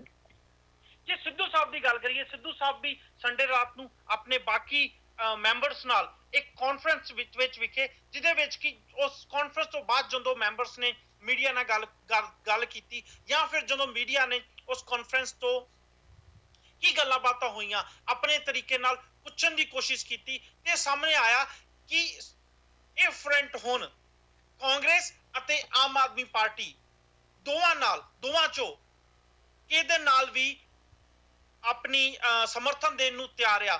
ਪਰ ਅਜੇ ਵੀ ਥੋੜੇ ਜਿਹੇ ਕਨਫਿਊਜ਼ ਬਿਆਨ ਅਜੇ ਵੀ ਇਸ ਧੜੇ ਵੱਲੋਂ ਆਉਂਦੇ ਦਿਖ ਰਹੇ ਨੇ। ਜੇ ਕਾਂਗਰਸ ਦੀ ਗੱਲ ਕਰੀਏ ਤੇ ਇਹ ਕਿਹਾ ਜਾ ਰਿਹਾ ਹੈ ਕਿ ਕਾਂਗਰਸ ਨੂੰ ਸਪੋਰਟ ਦੇਵਾਂਗੇ ਪਰ ਅਮਰਿੰਦਰ ਸਿੰਘ ਜੀ ਨੂੰ ਸਪੋਰਟ ਨਹੀਂ ਦੇਵਾਂਗੇ, ਜਦਕਿ ਦੇਖਿਆ ਜਾਵੇ ਤੇ ਕਾਂਗਰਸ ਨੂੰ ਸਪੋਰਟ ਦੇਣ ਦਾ ਮਤਲਬ ਆ ਕਿ ਅਮਰਿੰਦਰ ਸਿੰਘ ਜੀ ਨੂੰ ਸਪੋਰਟ ਦੇਣੀ। ਕੀ ਇਹ ਧੜਾ ਅਜੇ ਵੀ ਕਨਫਿਊਜ਼ ਆ ਜਾਂ ਫਿਰ ਕਾਂਗਰਸ ਦਾ ਨਾਂ ਸਿਰਫ ਇਸ ਧੜੇ ਵੱਲੋਂ ਤਾਂ ਲਿਆ ਜਾ ਰਿਹਾ ਹੈ ਕਿ ਕਿਤੇ ਨਾ ਕਿਤੇ ਆਮ ਆਦਮੀ ਪਾਰਟੀ ਜਾਂ ਕਾਂਗਰਸ ਜਾਂ ਫਿਰ ਕਿ ਹੋਰ ਧੜੇ ਨਾਲ ਬੈਟਰ ਨੈਗੋਸ਼ੀਏਟ ਕਰਨ ਵਾਸਤੇ, ਇਸ ਧੜੇ ਨੂੰ ਬੈਟਰ ਨੈਗੋਸ਼ੀਏਟ ਕਰਨ ਵਾਸਤੇ ਤੇ ਧੜਾ ਸਟਰੋਂਗ ਹੋ ਜਾਏ? ਕਪਿਲ ਜੀ, ਮੈਨੂੰ ਤਾਂ ਇਹ ਸਾਰੇ ਘਟਨਾਕ੍ਰਮ ਦੇ ਵਿੱਚ ਭਾਵੇਂ ਇਹਦੇ ਵਾਸਤੇ ਹਾਲੇ ਕੋਈ ਠੋਸ ਇਹੋ ਜਿਹੀ ਚੀਜ਼ ਨਹੀਂ ਜਿਹਨੂੰ ਆਪਾਂ ਕੋਟ ਕਰ ਸਕਦੇ ਹੋਈਏ, ਸਿਰਫ ਜਿਵੇਂ ਕਹਿੰਦੇ ਸਰਕਮਸਟੈਂਸ਼ੀਅਲ ਐਵੀਡੈਂਸ ਵਾਲੀ ਗੱਲ ਹੈ। ਸਿੱਧੂ ਸਾਹਿਬ ਨੇ ਪਾਰਟੀ ਛੱਡੀ, ਇੱਕਦਮ ਹੋਇਆ ਕਿ ਪ੍ਰਭਾਵ ਗਿਆ। ਉਹਨਾਂ ਦੀ ਪਤਨੀ ਨੇ ਵੀ ਬਿਆਨ ਦਿੱਤੇ ਕਿ ਸੀਐਮ ਦੇ ਬਿਲਕੁਲ ਸਹੀ ਕੈਂਡੀਡੇਟ ਨੇ, ਗੱਲ ਚੱਲੀ, ਪਰ ਸੀਐਮ ਦੇ ਕੈਂਡੀਡੇਟ ਦੀ ਕੋਈ ਐਲਾਨ ਕੋਈ ਨਹੀਂ ਹੋਇਆ ਹੈਗਾ। ਲੱਗਿਆ ਸੀ ਕਿ ਦੂਰੀ ਬਣ ਗਈ ਆ ਸਿੱਧੂ ਸਾਹਿਬ ਦੀ, ਪਰ ਇਨ ਬਿਟਵੀਨ ਜਦੋਂ ਸੁੱਚਾ ਸਿੰਘ ਛੋਟੇਪੁਰ ਦੀ ਬਗਾਵਤ ਹੋ ਗਈ ਹੈ, ਉਸ ਤੋਂ ਬਾਅਦ ਸਾਰੀ ਸਟ੍ਰੈਟਜੀ ਏਦਾਂ ਲੱਗਦੀ ਹੈ ਕਿ ਪਰਦੇ ਦੇ ਪਿੱਛੇ ਕੋਈ ਇਹੋ ਜਿਹੀਆਂ ਤਾਰਾਂ ਹਿੱਲ ਹਿਲਾ ਰਹੀਆਂ ਨੇ ਜਾਂ ਇਹੋ ਜਿਹੀ ਖਿਚੜੀ ਪੱਕ ਰਹੀ ਹੈ ਜਿਹਦੇ ਨਾਲ ਜਿਹੜਾ ਤੀਜਾ ਫਰੰਟ ਬਣ ਕੇ ਸੁੱਚਾ ਸਿੰਘ ਛੋਟੇਪੁਰ ਦੀ, ਚਾਹੇ ਉਹ ਮੁਖੀ ਹੁੰਦੇ ਜਾਂ ਉਹ ਇੱਕ ਪ੍ਰਮੁੱਖ ਕਾਰਕੁਨ ਹੁੰਦੇ, ਉਸ ਧੜੇ ਵੱਲੋਂ ਜੋ ਆਮ ਆਦਮੀ ਪਾਰਟੀ ਨੂੰ ਨੁਕਸਾਨ ਪਹੁੰਚ ਸਕਦਾ ਸੀ, ਉਸ ਨੁਕਸਾਨ ਨੂੰ ਬਚਾਉਣ ਦੀ ਇੱਕ ਤਰ੍ਹਾਂ ਦੀ ਕਾਰਵਾਈ ਮੈਨੂੰ ਨਜ਼ਰ ਆ ਰਹੀ ਹੈ। 2 ਕਦਮ ਅੱਗੇ 2 ਕਦਮ ਪਿੱਛੇ ਜਿਹੜੇ ਸਿੱਧੂ ਸਾਹਿਬ ਵੱਲੋਂ ਪੁੱਟੇ ਨੇ, ਅੱਜ ਦੀ ਸਥਿਤੀ ਵਿੱਚ ਆਪਾਂ ਇਹ ਦੇਖਦੇ ਹਾਂ ਕਿ ਉਸ ਦਿਨ ਉਹਨਾਂ ਦਿਨਾਂ ਦੇ ਵਿੱਚ ਪਾਰਟੀ ਦਾ ਲਾਂਚ ਹੁੰਦਾ ਤਾਂ ਇਹ ਪਾਰਟੀ ਅੱਜ ਕਾਫੀ ਵੱਡੀ ਲਹਿਰ ਪੈਦਾ ਕਰ ਚੁੱਕੀ ਹੁੰਦੀ। ਤੇ ਜੇ ਸੱਚਾ ਸਿੰਘ ਛੋਟੇਪੁਰ ਵੀ ਉਹਨਾਂ ਨੂੰ ਇਹ ਜਿਹਾ ਸਹਾਰਾ ਨਾ ਦਿੱਤਾ ਗਿਆ ਕਿ ਆਪਾਂ ਸਾਰੇ ਰਲ ਕੇ ਪਾਰਟੀ ਬਣਾਵਾਂਗੇ, ਉਹ ਇਕੱਲੇ ਹੀ ਅੱਗੇ ਵੱਧ ਗਏ, ਤਾਂ ਸ਼ਾਇਦ ਉਹਨਾਂ ਦੀ ਸਥਿਤੀ ਇੰਨੀ ਡਾਵਾਡੋਲ ਲਾਉਂਦੀ ਜਿੰਨੀ ਅੱਜ ਹੈ। ਉਹ ਕੁਝ ਨਾ ਕੁਝ ਪੰਜਾਬ ਦੇ ਵਿੱਚ ਆਪਣੇ ਸਮਰਥਕਾਂ ਨਾਲ ਕਰ ਸਕਦੇ ਸੀ, ਕਿਉਂਕਿ ਉਹਨਾਂ ਨੂੰ ਵੀ ਡਾਮਾਡੋਲ ਦੀ ਸਥਿਤੀ ਦੇ ਵਿੱਚ ਖੜਾ ਕਰ ਦਿੱਤਾ ਗਿਆ, ਜਿਸ ਕਰਕੇ ਉਹਨਾਂ ਦਾ ਪ੍ਰਭਾਵ ਵੀ ਖਤਮ ਹੋ ਗਿਆ। ਹੁਣ ਮੇਰਾ ਖਿਆਲ ਕਦੇ ਕਾਂਗਰਸ ਵੱਲ ਚੱਲ ਕੀਤੀ ਜਾਂਦੀ ਹੈ ਤੇ ਕਦੇ ਆਮ ਆਦਮੀ ਪਾਰਟੀ ਵੱਲ। ਕਾਂਗਰਸ ਦੀ ਇਹ ਜਿਹੜੀ ਤੁਸੀਂ ਗੱਲ ਕਹਿੰਦੇ, ਉਹ ਕਹਿੰਦੇ ਅਮਰਿੰਦਰ ਸਿੰਘ ਦੀ ਸਪੋਰਟ ਨਹੀਂ ਕੀਤੀ ਜਾਊਗੀ। ਇਹੋ ਜਿਹੀ ਗੱਲ ਆ ਜਿਹੜੀ ਹਰ ਇੱਕ ਨੂੰ ਸਮਝ ਆ ਸਕਦੀ ਹੈ ਕਿ ਡੰਗ ਟਪਾਊ ਗੱਲ ਆ ਇਹ। ਸੋ ਅਲਟੀਮੇਟਲੀ ਮੈਨੂੰ ਤਾਂ ਇਹ ਲੱਗਦਾ ਹੈ ਕਿ ਇਹੋ ਜਿਹੀ ਕੋਈ ਖਿਚੜੀ ਪੱਕ ਰਹੀ ਹੈ ਜਿਹਦੇ ਨਾਲ ਆਮ ਆਦਮੀ ਪਾਰਟੀ ਨੂੰ ਕਰਨ ਵਾਲੀ ਜਿਹੜੀ ਲਹਿਰ ਪੈਦਾ ਹੋਈ ਸੀ ਨੁਕਸਾਨ ਕਰਨ ਵਾਲੀ, ਉਸ ਲਹਿਰ ਨੂੰ ਡਿਲੂਟ ਕਰ ਦਿੱਤਾ ਜਾਵੇ ਤੇ ਉਸ ਤੋਂ ਬਾਅਦ ਫਿਰ ਕਿਹੜੇ ਬੰਦੇ ਨੂੰ ਕਿੱਥੇ ਫਿੱਟ ਕੀਤਾ ਜਾਵੇ ਇਹਦੇ ਫੈਸਲੇ ਹੁੰਦੇ ਰਹਿਣਗੇ। ਜੇ ਕੋਈ ਹੋਰ ਇਸ ਤੇ ਕਮੈਂਟ ਕਰਨਾ ਚਾहे। जी जी बिल्कुल मैं हरप्रीत जी। आप किसी हद तक सहमत हाँ अजीत जी के नाल। मेरा पिछला बयान भी तकरीबन ਉਹਦੇ ਨਾਲ ਹੀ ਮੇਲ ਖਾਂਦਾ ਹੈ। ਹਰਪ੍ਰੀਤ ਜੀ ਮੈਨੂੰ ਆਪ ਬਹੁਤ ਜ਼ਿਆਦਾ ਡਾਊਟ ਹੈ ਕਿ ਕਿਤੇ ਨਾ ਕਿਤੇ ਸੁੱਚਾ ਸਿੰਘ ਛੋਟੇਪੁਰ ਤੇ ਉਹ ਲੀਡਰ ਜਿਹੜੇ ਆਮ ਆਦਮੀ ਪਾਰਟੀ ਤੋਂ ਬਾਹਰ ਆ ਚੁੱਕੇ ਸੀਗੇ, ਉਹਨਾਂ ਦੀ ਬਿਲਕੁਲ ਹੋਂਦ ਖਤਮ ਕਰਨ ਲਈ ਇਹ ਚੌਥੇ ਫਰੰਟ ਦਾ ਐਲਾਨ ਕੀਤਾ ਗਿਆ ਤੇ 15 ਦਿਨਾਂ ਦੇ ਵਿੱਚ ਐਸਾ ਕੀ ਹੋ ਗਿਆ ਇਹ ਕੋਈ ਵੀ ਸਮਝ ਨਹੀਂ ਪਾ ਰਿਹਾ ਕਿ ਨਵਜੋਤ ਸਿੰਘ ਸਿੱਧੂ ਨੇ, ਬਿਆਸ ਬਦਨ ਨੇ, ਪ੍ਰਗਟ ਸਿੰਘ ਨੇ ਉਹ ਬਿਆਨ ਨੂੰ ਵਾਪਸ ਲੈ ਲਿਆ। 15 ਦਿਨ ਪਹਿਲੇ ਕੁਝ ਹੋਰ ਸੀ ਤੇ 15 ਦਿਨ ਬਾਅਦ ਕੁਝ ਹੋਰ। ਏਦਾਂ ਪੋਸੀਬਲ ਨਹੀਂ ਹੋ ਸਕਦਾ। ਐਡੇ ਵੱਡੇ ਕੱਦ ਦੇ ਲੀਡਰ ਹੈਗੇ ਆ। ਕਿਤੇ ਨਾ ਕਿਤੇ ਮੈਨੂੰ ਵੀ ਪਰਸਨਲ ਤੌਰ ਤੇ ਲੱਗ ਰਿਹਾ ਕਿ ਕਾਂਗਰਸ ਤੇ ਆਮ ਆਦਮੀ ਪਾਰਟੀ ਜਿਹੜੇ ਦੋ ਦੀ ਗੱਲ ਕਰਦੇ ਪਏ ਆ ਕਿ ਅਸੀਂ ਇਹਨੂੰ ਜਾਵਾਂਗੇ ਜਾਂ ਇਹਨੂੰ ਸਪੋਰਟ ਦੇਵਾਂਗੇ, ਉਹ ਸਿਰਫ ਲੋਕਾਂ ਨੂੰ ਗੁੰਮਰਾਹ ਕਰਨ ਲਈ ਕਰਦੇ ਪਏ ਆ। Ultimately support Aam Aadmi party ਨੂੰ ਹੀ ਹੋਏਗੀ। बिल्कुल हरप्रीत जी देखो ਚਾਹੇ ਹਰਕਤ ਗੁੰਮਰਾਹ ਕਰਨ ਦੀ ਹੋਵੇ, ਚਾਹੇ ਹਰਕਤ ਜਾਂ ਇਹ ਜੋ ਸਟੈਪ ਲਿਆ ਉਹਨਾਂ ਨੇ ਕੁਝ ਵੀ ਹੋਵੇ, ਲੇਕਿਨ ਜਦੋਂ ਸਿੱਧੂ ਸਾਹਿਬ ਨੇ ਉੱਥੇ ਪ੍ਰੈਸ ਕਾਨਫਰੰਸ ਦੇ ਵਿੱਚ ਇਹ ਕਿਹਾ ਸੀ ਕਿ ਅਸੀਂ ਸਿਰਫ ਪੰਜਾਬ ਆ, ਅਸੀਂ ਪੰਜਾਬ ਦੇ ਪੰਜਾਬੀਆਂ ਦੀ ਗੱਲ ਕਰਾਂਗੇ, ਪੰਜਾਬੀਅਤ ਦੀ ਗੱਲ ਕਰਾਂਗੇ, ਉਹ ਹੁਣ ਵੀ ਜੋ ਕੰਨਾਂ ਦੇ ਵਿੱਚ ਇਹ ਨਿਊਜ਼ ਪੈ ਰਹੀਆਂ ਜਾਂ ਗੱਲਾਂ ਪੈ ਰਹੀਆਂ ਉਹ ਇਹੀ ਹੈ ਕਿ ਅਸੀਂ ਪਾਰਟੀ ਨਹੀਂ ਬਣਾਉਣ ਜਾ ਰਹੇ, ਅਸੀਂ ਉਸ ਪਾਰਟੀ ਨੂੰ ਸਪੋਰਟ ਕਰਾਂਗੇ, ਉਸ ਫਰੰਟ ਨੂੰ ਸਪੋਰਟ ਕਰਾਂਗੇ ਜਿਹੜਾ ਪੰਜਾਬ ਦੀ ਗੱਲ ਕਰੇਗਾ। ਅਸੀਂ ਉਹਨਾਂ ਪਾਰਟੀਆਂ ਦੇ ਮੈਨੀਫੈਸਟੋਆਂ ਦੀ ਵੇਟ ਕਰਾਂਗੇ ਜਿਹਦੇ ਵਿੱਚ ਪੰਜਾਬ ਦੀ ਗੱਲ ਹੋਏਗੀ ਔਰ ਅਸੀਂ ਉਸ ਚੀਜ਼ ਨੂੰ ਬੈਕਅਪ ਕਰਾਂਗੇ, ਅਸੀਂ ਉਸ ਚੀਜ਼ ਨੂੰ ਫਰੰਟ ਸਪੋਰਟ ਕਰਾਂਗੇ। ਸੋ ਗੱਲ ਉਹੀ ਆ ਗਈ ਸਾਰੀ ਜਿੱਦਾਂ ਬਾਕੀਆਂ ਨੇ ਕਿਹਾ ਕਿ ਕਿਤੇ ਨਾ ਕਿਤੇ ਲੋਕਾਂ ਨੂੰ ਕਨਫਿਊਜ਼ ਕਰ ਦਿੱਤਾ ਹੈ ਇਸ ਚੀਜ਼ ਨੇ। 15 ਦਿਨਾਂ ਦੇ ਵਿੱਚ ਕੀ ਸੱਪ ਕੱਢ ਲਿਆ ਉਹ ਸਭ ਨੂੰ ਪਤਾ ਹੀ ਹੈ। ਕੱਲ ਮੀਟਿੰਗ ਵੀ ਹੋਈ ਹੈ 3-4 ਘੰਟੇ, ਉਹਦੇ ਵਿੱਚ ਵੀ ਕੀ ਰਿਜ਼ਲਟ ਨਿਕਲਿਆ, ਕੁਝ ਨਹੀਂ ਨਿਕਲਿਆ। ਹਰ ਇੱਕ ਸਟੈਪ ਤੋਂ ਸਿੱਧੂ ਸਾਹਿਬ ਬੈਕਅਪ ਕਰ ਗਏ। ਇਹਦਾ ਲਾਸ ਜਿਹੜਾ ਉਹ ਜਿਹੜੇ ਬਾਕੀ ਨੇਤਾਵਾਂ ਨੂੰ ਲੱਗ ਰਿਹਾ ਸੀ ਕਿ ਅਸੀਂ ਇਸ ਫਰੰਟ ਦੇ ਨਾਲ ਮਿਲ ਕੇ ਇੱਕ ਨਵੀਂ ਕੋਐਲੀਸ਼ਨ ਜਿਹੜੀ ਹੈ ਉਹ ਲੋਕਾਂ ਨੂੰ ਦੇ ਦਾਂਗੇ, ਲੇਕਿਨ ਉਹ ਕੁਝ ਵੀ ਨਹੀਂ ਹੋਇਆ। ਸਭ ਦਾ ਸਭ ਉਵੇਂ ਹੀ ਖੜਾ ਹੈ ਉੱਥੇ ਜਿੱਥੇ ਜਦੋਂ ਛੋਟੇਪੁਰ ਸਾਹਿਬ ਛੱਡ ਕੇ ਗਏ ਸੀ। ਸੋ ਜਿਵੇਂ ਦਿਲਰਾਜ ਜੀ ਨੇ ਕਿਹਾ ਜਾਂ ਅਜੀਤ ਜੀ ਨੇ ਕਿਹਾ, ਕਿਤੇ ਨਾ ਕਿਤੇ ਪਾਰਟੀ ਕੋਲ ਤਾਂ ਇਹ ਜਾਣ ਗਈ, ਲੇਕਿਨ ਵਿੱਚ ਇੱਕ ਨੁਕਤਾ ਜ਼ਰੂਰ ਰੱਖ ਦਿੱਤਾ ਕਿ ਜੋ ਪੰਜਾਬ ਦੀ ਗੱਲ ਕਰੇਗਾ। ਦੇਖੋ ਇਲੈਕਸ਼ਨ ਤੋਂ ਪਹਿਲਾਂ ਤਾਂ ਸਾਰੇ ਪੰਜਾਬ ਦੀ ਗੱਲ ਕਰਨਗੇ, ਸਾਰੇ ਪੰਜਾਬੀਅਤ ਦੀ ਗੱਲ ਕਰਨਗੇ, ਲੇਕਿਨ ਬਾਅਦ ਦੇ ਵਿੱਚ ਇੰਪਲੀਮੈਂਟੇਸ਼ਨ ਨੂੰ ਕੌਣ ਐਨਾਲਾਈਜ਼ ਕਰੇਗਾ? ਇਹ ਫਿਰ ਉੱਥੇ ਖੜਾ ਹੈ, ਫਿਰ ਕਨਫਿਊਜ਼ਨ ਕ੍ਰੀਏਟ ਹੈ, ਲੋਕੀ ਫਿਰ ਕਨਫਿਊਜ਼ ਹੋ ਗਏ। ਇੱਕ ਬੜਾ ਇੰਪੋਰਟੈਂਟ ਮੁੱਦਾ ਸਬਦੀਪ ਜੀ ਮੈਂ ਸਵਾਲ ਰੱਖ ਦਿੰਦਾ, ਉਸ ਤੋਂ ਬਾਅਦ ਤੁਸੀਂ ਮੈਨੂੰ ਮੌਕਾ ਦਿਓ ਜੇ ਤੁਸੀਂ। ਮੈਂ ਉਹ ਤੁਹਾਨੂੰ ਹੀ ਦੇਣ ਲੱਗਾ ਸਬਦੀਪ ਜੀ, ਪਰ ਇੱਕ ਸਵਾਲ ਜ਼ਰੂਰ ਪੁੱਛਣ ਲੱਗਾ ਵਾਂ, ਉਹਦਾ ਵੀ ਜਵਾਬ ਨਾਲ ਹੀ ਦੇ ਦਿਓ। ਗੱਲ ਕੀਤੀ ਜਾ ਰਹੀ ਆ ਬਾਦਲ ਮੁਕਤ ਪੰਜਾਬ ਦੀ।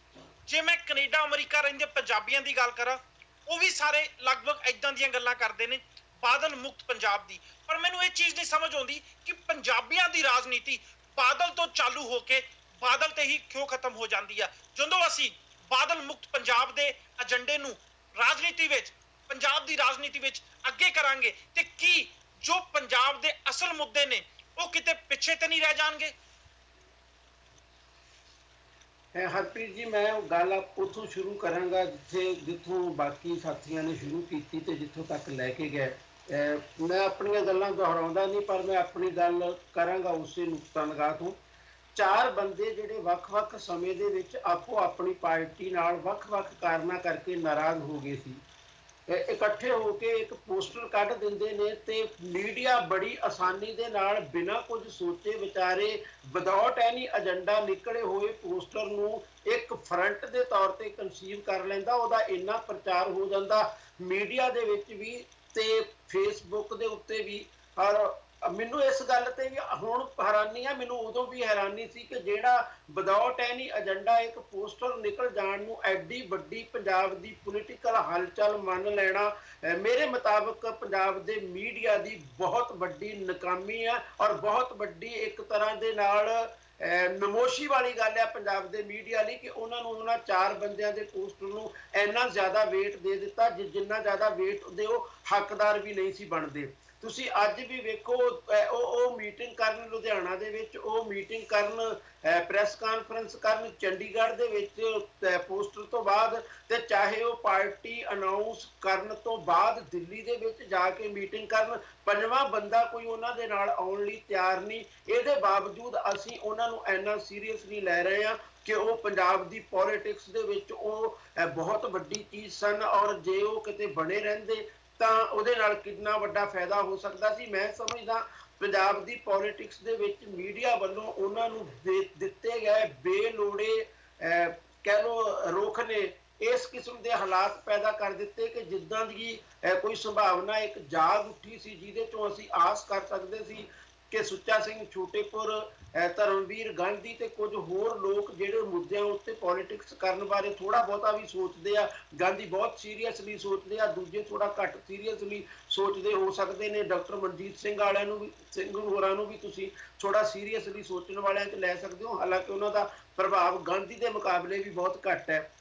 ਉਹਨਾਂ 4 ਬੰਦਿਆਂ ਨੂੰ ਇੰਨਾ ਵੇਟ ਮਿਲ ਜਾਣਾ ਆਪਣੇ ਆਪ ਦੇ ਵਿੱਚ ਇਹ ਗੱਲ ਜ਼ਾਹਰ ਕਰਦਾ ਕਿ ਪੰਜਾਬ ਦੇ ਲੋਕਾਂ ਵਾਂਗ ਹੀ ਪੰਜਾਬ ਦੇ ਮੀਡੀਆ ਦੀ ਨਜ਼ਰ ਵੀ ਬਹੁਤ ਨੇੜਲੀ ਹੀ ਹੈ। ਦੂਰ ਦੀ ਨਜ਼ਰ ਸ਼ਾਇਦ ਮੀਡੀਆ ਦੀ ਕਾਫੀ ਕਮਜ਼ੋਰ ਹੈ ਪੰਜਾਬ ਦੇ ਦੀ। ਮੈਂ ਫੇਸਬੁੱਕ ਤੇ ਰੋਜ਼ ਘਰ ਬੈਠ ਕੇ ਟਿੱਪਣੀਆਂ ਕਰਨ ਵਾਲੇ ਲੋਕਾਂ ਦੀ ਗੱਲ ਨਹੀਂ ਕਰਦਾ, ਸੋਸ਼ਲ ਮੀਡੀਆ ਦੇ ਉੱਤੇ ਉਹਨਾਂ ਨੂੰ ਕੋਈ ਇਲਜ਼ਾਮ ਦੇਣਾ ਵੀ ਨਹੀਂ ਬਣਦਾ।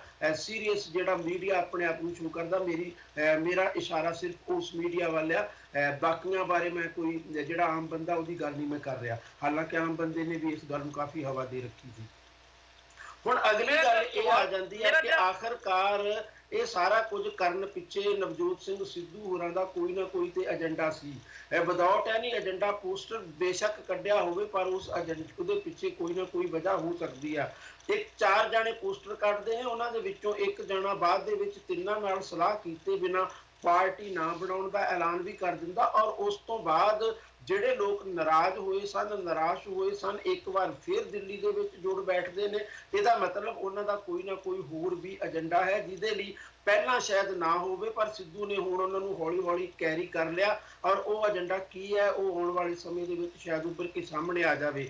ਜਦੋਂ ਅਸੀਂ ਪੰਜਾਬ ਦੇ ਵਿੱਚ ਬਾਦਲ ਮੁਕਤ ਪੰਜਾਬ ਦਾ ਨਾਅਰਾ ਸੁਣਦੇ ਹਾਂ ਤਾਂ ਮੈਂ ਇੱਕ ਵਾਰ ਫੇਰ ਕਹਾਂਗਾ ਕਿ ਇਹ ਵੀ ਪੰਜਾਬ ਦੇ ਲੋਕਾਂ ਦੀ ਪੋਲੀਟੀਕਲ ਚੇਤਨਾ ਦੇ ਮਿਆਰ ਦੇ ਹਿਸਾਬ ਨਾਲ ਭਾਵਨਾਵਾਂ ਦੀ ਰਾਜਨੀਤੀ ਹੀ ਕਹੀ ਜਾ ਸਕਦੀ ਹੈ। ਜੇ ਅਸੀਂ ਸੱਚਮੁੱਚ ਪੰਜਾਬ ਨੂੰ ਬਚਾਉਣਾ ਚਾਹੁੰਦੇ ਹਾਂ ਤਾਂ ਅਸੀਂ ਕਾਂਗਰਸ ਮੁਕਤ ਪੰਜਾਬ ਕਹਿ ਸਕਦੇ ਹਾਂ, ਅਕਾਲੀ ਦਲ ਮੁਕਤ ਪੰਜਾਬ ਕਹਿ ਸਕਦੇ ਹਾਂ, ਜਾਂ ਅਸੀਂ ਕਿਸੇ ਵੀ ਹੋਰ ਪਾਰਟੀ ਦਾ ਨਾਂ ਲੈ ਸਕਦੇ ਹਾਂ। ਜੇ ਸੱਚਮੁੱਚ ਪੰਜਾਬੀ ਵਰਸਜ ਦਿੱਲੀ ਦੇ ਆਧਾਰ ਤੇ ਗੱਲ ਕਰੀਏ ਤੇ ਆਪ ਮੁਕਤ ਪੰਜਾਬ ਕਹਿ ਸਕਦੇ ਹਾਂ।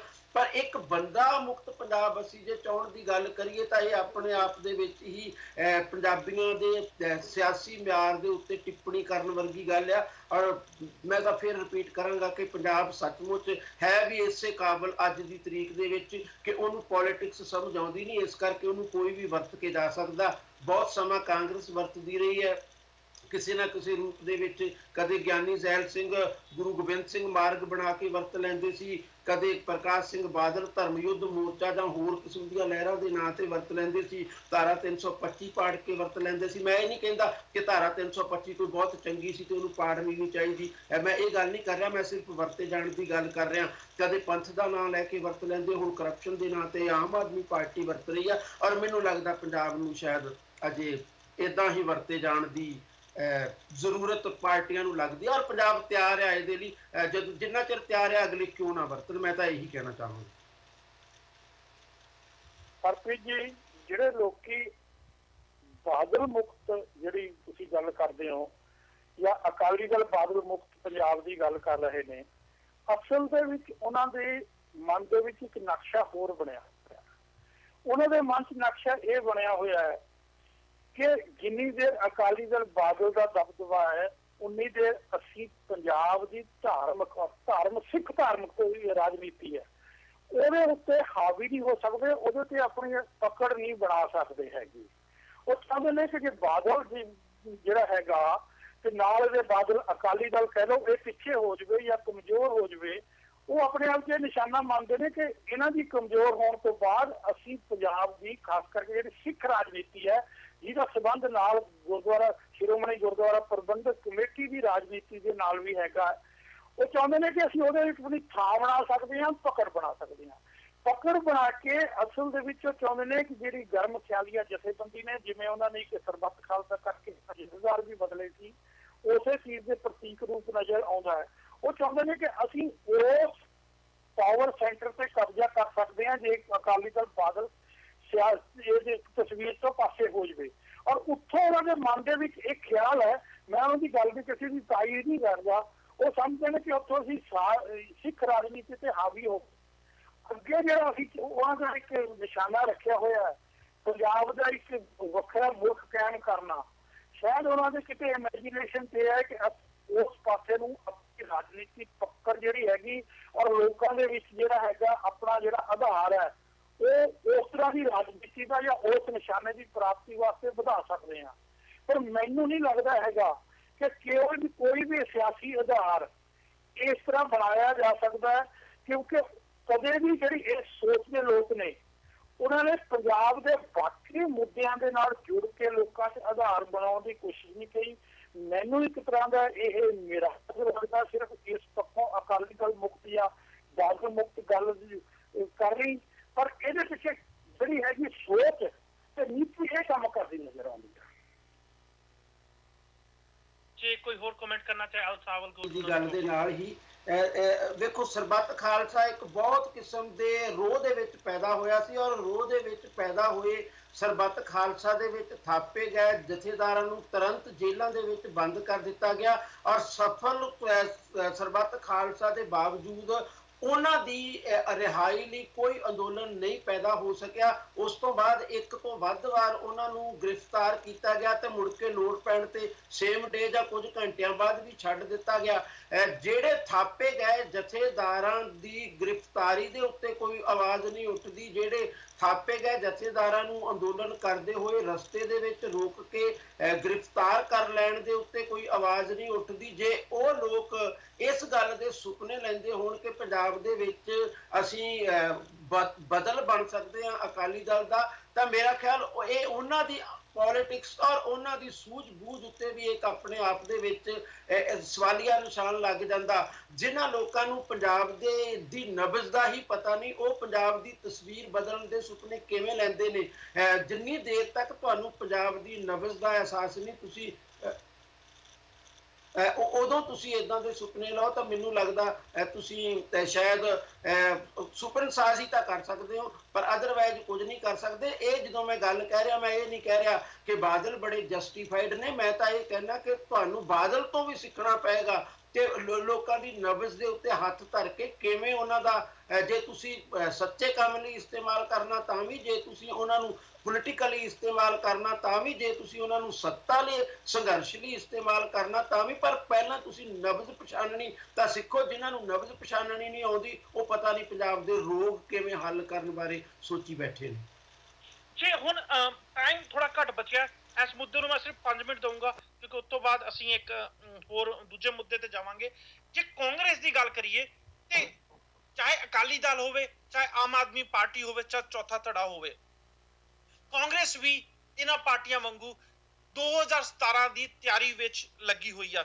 ਇੱਕ ਚੀਜ਼ ਜੋ ਮੈਂ ਕਾਂਗਰਸ ਪਾਰਟੀ ਵਿੱਚ ਹੁਣ ਮੈਂ ਨੋਟਿਸ ਕੀਤੀ ਆ ਜਾਂ ਮੇਰੇ ਸਾਹਮਣੇ ਆਈ ਆ ਕਿ ਲਗਭਗ ਕਾਂਗਰਸ ਦੇ ਸਾਰੇ ਲੀਡਰ ਜੋ ਕਿ ਜਿਨ੍ਹਾਂ ਵਿੱਚ ਪਹਿਲਾਂ ਕਾਫੀ ਮਤਭੇਦ ਸੀ, ਇਕੱਠੇ ਹੋ ਕੇ ਇੱਕ ਵਾਰੀ ਅਮਰਿੰਦਰ ਸਿੰਘ ਜੀ ਨੂੰ ਜਾਂ ਕਾਂਗਰਸ ਨੂੰ ਇਸ ਇਲੈਕਸ਼ਨ ਜਿਤਾਉਣ ਦੀ ਕੋਸ਼ਿਸ਼ ਕਰ ਰਹੇ ਆ। ਮੈਂ ਇਹ ਨਹੀਂ ਕਹਿ ਰਿਹਾ ਕਿ ਸਾਰੇ ਮਤਭੇਦ ਖਤਮ ਹੋ ਗਏ ਨੇ, ਪਰ ਕਾਫੀ ਹੱਦ ਤੱਕ ਜੋ ਕਾਂਗਰਸ ਰੈਲੀਆਂ ਕਰ ਰਹੀ ਆ ਉਹਦੇ ਉੱਤੇ ਹਰ ਲੀਡਰ ਦੁਆਰਾ ਪਾਰਟਿਸਿਪੇਟ ਕੀਤਾ ਜਾ ਰਿਹਾ ਹੈ।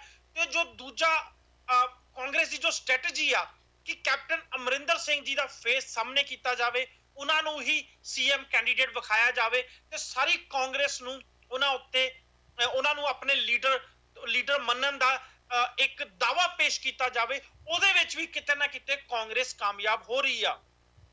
ਹਰ ਰੈਲੀ ਉੱਤੇ ਚਾਹੇ ਕਾਂਗਰਸ ਦਾ ਵੱਡਾ ਛੋਟਾ ਲੀਡਰ ਹੋਵੇ, ਬਾਰ-ਬਾਰ ਇੱਕ ਹੀ ਗੱਲ ਕਹਿ ਰਿਹਾ ਕਿ ਅਮਰਿੰਦਰ ਸਿੰਘ ਜੀ ਦੀ ਕਮਾਨ ਹੇਠਾਂ ਅਸੀਂ 2017 ਦੀਆਂ ਇਲੈਕਸ਼ਨਾਂ ਜਿੱਤਾਂਗੇ। ਕੀ ਅਸੀਂ ਇਹ ਮੰਨ ਸਕਦੇ ਹਾਂ ਕਿ ਕਾਂਗਰਸ ਦੀ ਸਟ੍ਰੈਟਜੀ ਇੱਥੇ ਵਧੀਆ ਕੰਮ ਕਰ ਰਹੀ ਆ ਅਜੇ ਤੱਕ, ਦਿਲਰਾਜ ਜੀ? ਬਿਲਕੁਲ ਹਰਪ੍ਰੀਤ ਜੀ, ਬਿਲਕੁਲ ਮੰਨ ਸਕਦੇ ਹਾਂ ਆਪਾਂ। ਕਾਫੀ ਹੱਦ ਤੱਕ ਜਦੋਂ ਤੋਂ ਸੁੱਚਾ ਸਿੰਘ ਛੋਟੇਪੁਰ ਆਮ ਆਦਮੀ ਪਾਰਟੀ ਤੋਂ ਸਸਪੈਂਡ ਹੋਇਆ, ਇੱਕ ਵੇਵ ਬਣੀ ਆਮ ਆਦਮੀ ਪਾਰਟੀ ਦੇ ਖਿਲਾਫ, ਉਸ ਤੋਂ ਬਾਅਦ ਇੱਕਦਮ ਕਾਂਗਰਸ ਬਹੁਤ ਜ਼ਬਰਦਸਤ ਤਰੀਕੇ ਦੇ ਨਾਲ ਉੱਭਰੀ ਹੈ। ਕੀ ਰਣਨੀਤੀ ਉਹਨਾਂ ਨੇ ਅਪਣਾਈ ਹੈ, ਕਿੰਨਾ ਕੁ ਪ੍ਰਸ਼ਾਂਤ ਕਿਸ਼ੋਰ ਦਾ ਉਹਦੇ ਵਿੱਚ ਰੋਲ ਹੈ, ਕਿੰਨਾ ਕੁ ਕੈਪਟਨ ਅਮਰਿੰਦਰ ਸਿੰਘ ਦਾ ਰੋਲ ਹੈ, ਉਹ ਤਾਂ ਆਉਣ ਵਾਲੇ ਟਾਈਮ ਤੇ ਪਤਾ ਚੱਲੇਗਾ। ਪਰ ਡੈਫੀਨੇਟਲੀ ਇੱਕ ਅੱਡ ਰਣਨੀਤੀ ਹੈ। ਸਭ ਇੱਕ ਝੰਡੇ ਥੱਲੇ ਕੈਪਟਨ ਅਮਰਿੰਦਰ ਸਿੰਘ ਦੀ ਪ੍ਰਧਾਨਗੀ ਥੱਲੇ ਕਰ ਰਹੇ ਆ, ਚਾਹੇ ਬੀਬੀ ਰਜਿੰਦਰ ਕੌਰ ਪੱਟਲ ਹੋਵੇ, ਚਾਹੇ ਪ੍ਰਤਾਪ ਸਿੰਘ ਬਾਜਵਾ ਜੀ ਹੋਣ, ਚਾਹੇ ਜਾਖੜ ਸਾਹਿਬ ਹੋਣ। ਕਿਤੇ ਨਾ ਕਿਤੇ ਸਭ ਇੱਕ ਹੀ ਪ੍ਰਚਾਰ ਕਰਦੇ ਪਏ ਆ, ਆਪਸੀ ਮਤਭੇਦ ਭੁੱਲ ਕੇ ਇਕੱਠੇ ਚੱਲਦੇ ਪਏ ਆ। ਇਹ ਇੱਕ ਪੋਜ਼ਿਟਿਵ ਸਾਈਨ ਹੈ ਕਾਂਗਰਸ ਦਾ। ਆਉਣ ਵਾਲਾ ਸਮਾਂ ਦੱਸੇਗਾ ਕਿ 2017 ਇਲੈਕਸ਼ਨ ਕੌਣ ਜਿੱਤਦਾ। ਪਰ ਹਾਂ, ਇਦਾਂ ਦਾ ਜੇ ਪੋਜ਼ਿਟਿਵ ਸਾਈਨ ਰਿਹਾ ਤੇ ਕਾਂਗਰਸ ਜਿਹੜੀ ਬਿਲਕੁਲ ਹੀ ਖਤਮ ਹੁੰਦੀ ਦਿਖਦੀ ਪਈ ਸੀ ਅੱਜ ਤੋਂ 2-3-4 ਮਹੀਨੇ ਪਹਿਲੇ, ਉਹ ਇੱਕ ਨਵਾਂ ਜੋਸ਼ ਕਾਂਗਰਸ ਦੇ ਡੈਫੀਨੇਟਲੀ ਦਿਖ ਰਿਹਾ। ਚਲੋ ਜੀ, ਇੱਕ ਚੀਜ਼ ਹੋਰ ਵੇਖਣ ਚਾਹੀਏ ਕਿ ਕਾਂਗਰਸ ਦਾ ਕੋਈ ਵੀ ਵੱਡਾ ਲੀਡਰ, ਚਾਹੇ ਉਹ ਰਾਹੁਲ ਗਾਂਧੀ ਹੋਣ, ਚਾਹੇ ਸੋਨੀਆ ਗਾਂਧੀ ਹੋਣ, ਜਾਂ ਹੋਰ ਦੂਜੇ ਵੱਡੇ ਲੀਡਰ, ਉਹ ਅਜੇ ਤੱਕ ਪੰਜਾਬ ਦੀ ਇਲੈਕਸ਼ਨ ਵਿੱਚ ਉਹਨਾਂ ਨੇ ਖੁੱਲ ਕੇ ਸਾਹਮਣੇ ਨਹੀਂ ਆਏ। ਜੇ ਯੂਪੀ ਦੀ ਗੱਲ ਕਰੀਏ, ਰਾਹੁਲ ਗਾਂਧੀ ਰਥ ਯਾਤਰਾ ਕਰਦੇ ਹੋਏ ਦਿਖ ਜਾਂਦੇ ਨੇ। ਸ਼ੀਲਾ ਦੀਕਸ਼ਿਤ, ਜਿਨ੍ਹਾਂ ਨੂੰ ਕਿ ਯੂਪੀ ਦਾ ਇਲੈਕਸ਼ਨ ਦਾ ਸੀਐਮ ਦਾ ਕੈਂਡੀਡੇਟ ਬਣਾਇਆ ਵਾ, ਉਹ ਵੀ ਤੇ ਉਹਨਾਂ ਦੇ ਨਾਲ ਦੂਜੇ ਵੱਡੇ ਲੀਡਰ ਵੀ ਯੂਪੀ ਵਿੱਚ ਆਪਣਾ ਪ੍ਰਚਾਰ ਕਰਨ ਚ ਲੱਗੇ ਨੇ।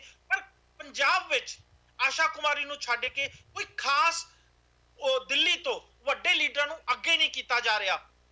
ਕੀ ਇਹ ਵੀ ਕਾਂਗਰਸ ਦੀ ਕੌਨਫੀਡੈਂਸ ਦਾ ਇਸ਼ਾਰਾ ਵਾ? ਬਿਲਕੁਲ ਇਸ਼ਾਰਾ ਸਮਝ ਸਕਦੇ ਹਾਂ ਆਪਾਂ ਇਹਨੂੰ। ਪਰ ਕੈਪਟਨ ਅਮਰਿੰਦਰ ਸਿੰਘ ਦਾ ਪੰਜਾਬ ਦੇ ਵਿੱਚ ਬਹੁਤ ਵੱਡਾ ਰੁਤਬਾ ਵਾ। ਮੈਨੂੰ ਲੱਗਦਾ ਪੰਜਾਬ ਦੇ ਵਿੱਚ ਰਾਹੁਲ ਗਾਂਧੀ, ਪ੍ਰਿਯੰਕਾ ਗਾਂਧੀ, ਸੋਨੀਆ ਗਾਂਧੀ, ਇਹਨਾਂ ਤੋਂ ਵੀ ਜ਼ਿਆਦਾ ਹੀ ਰੁਤਬਾ ਹੋਏਗਾ।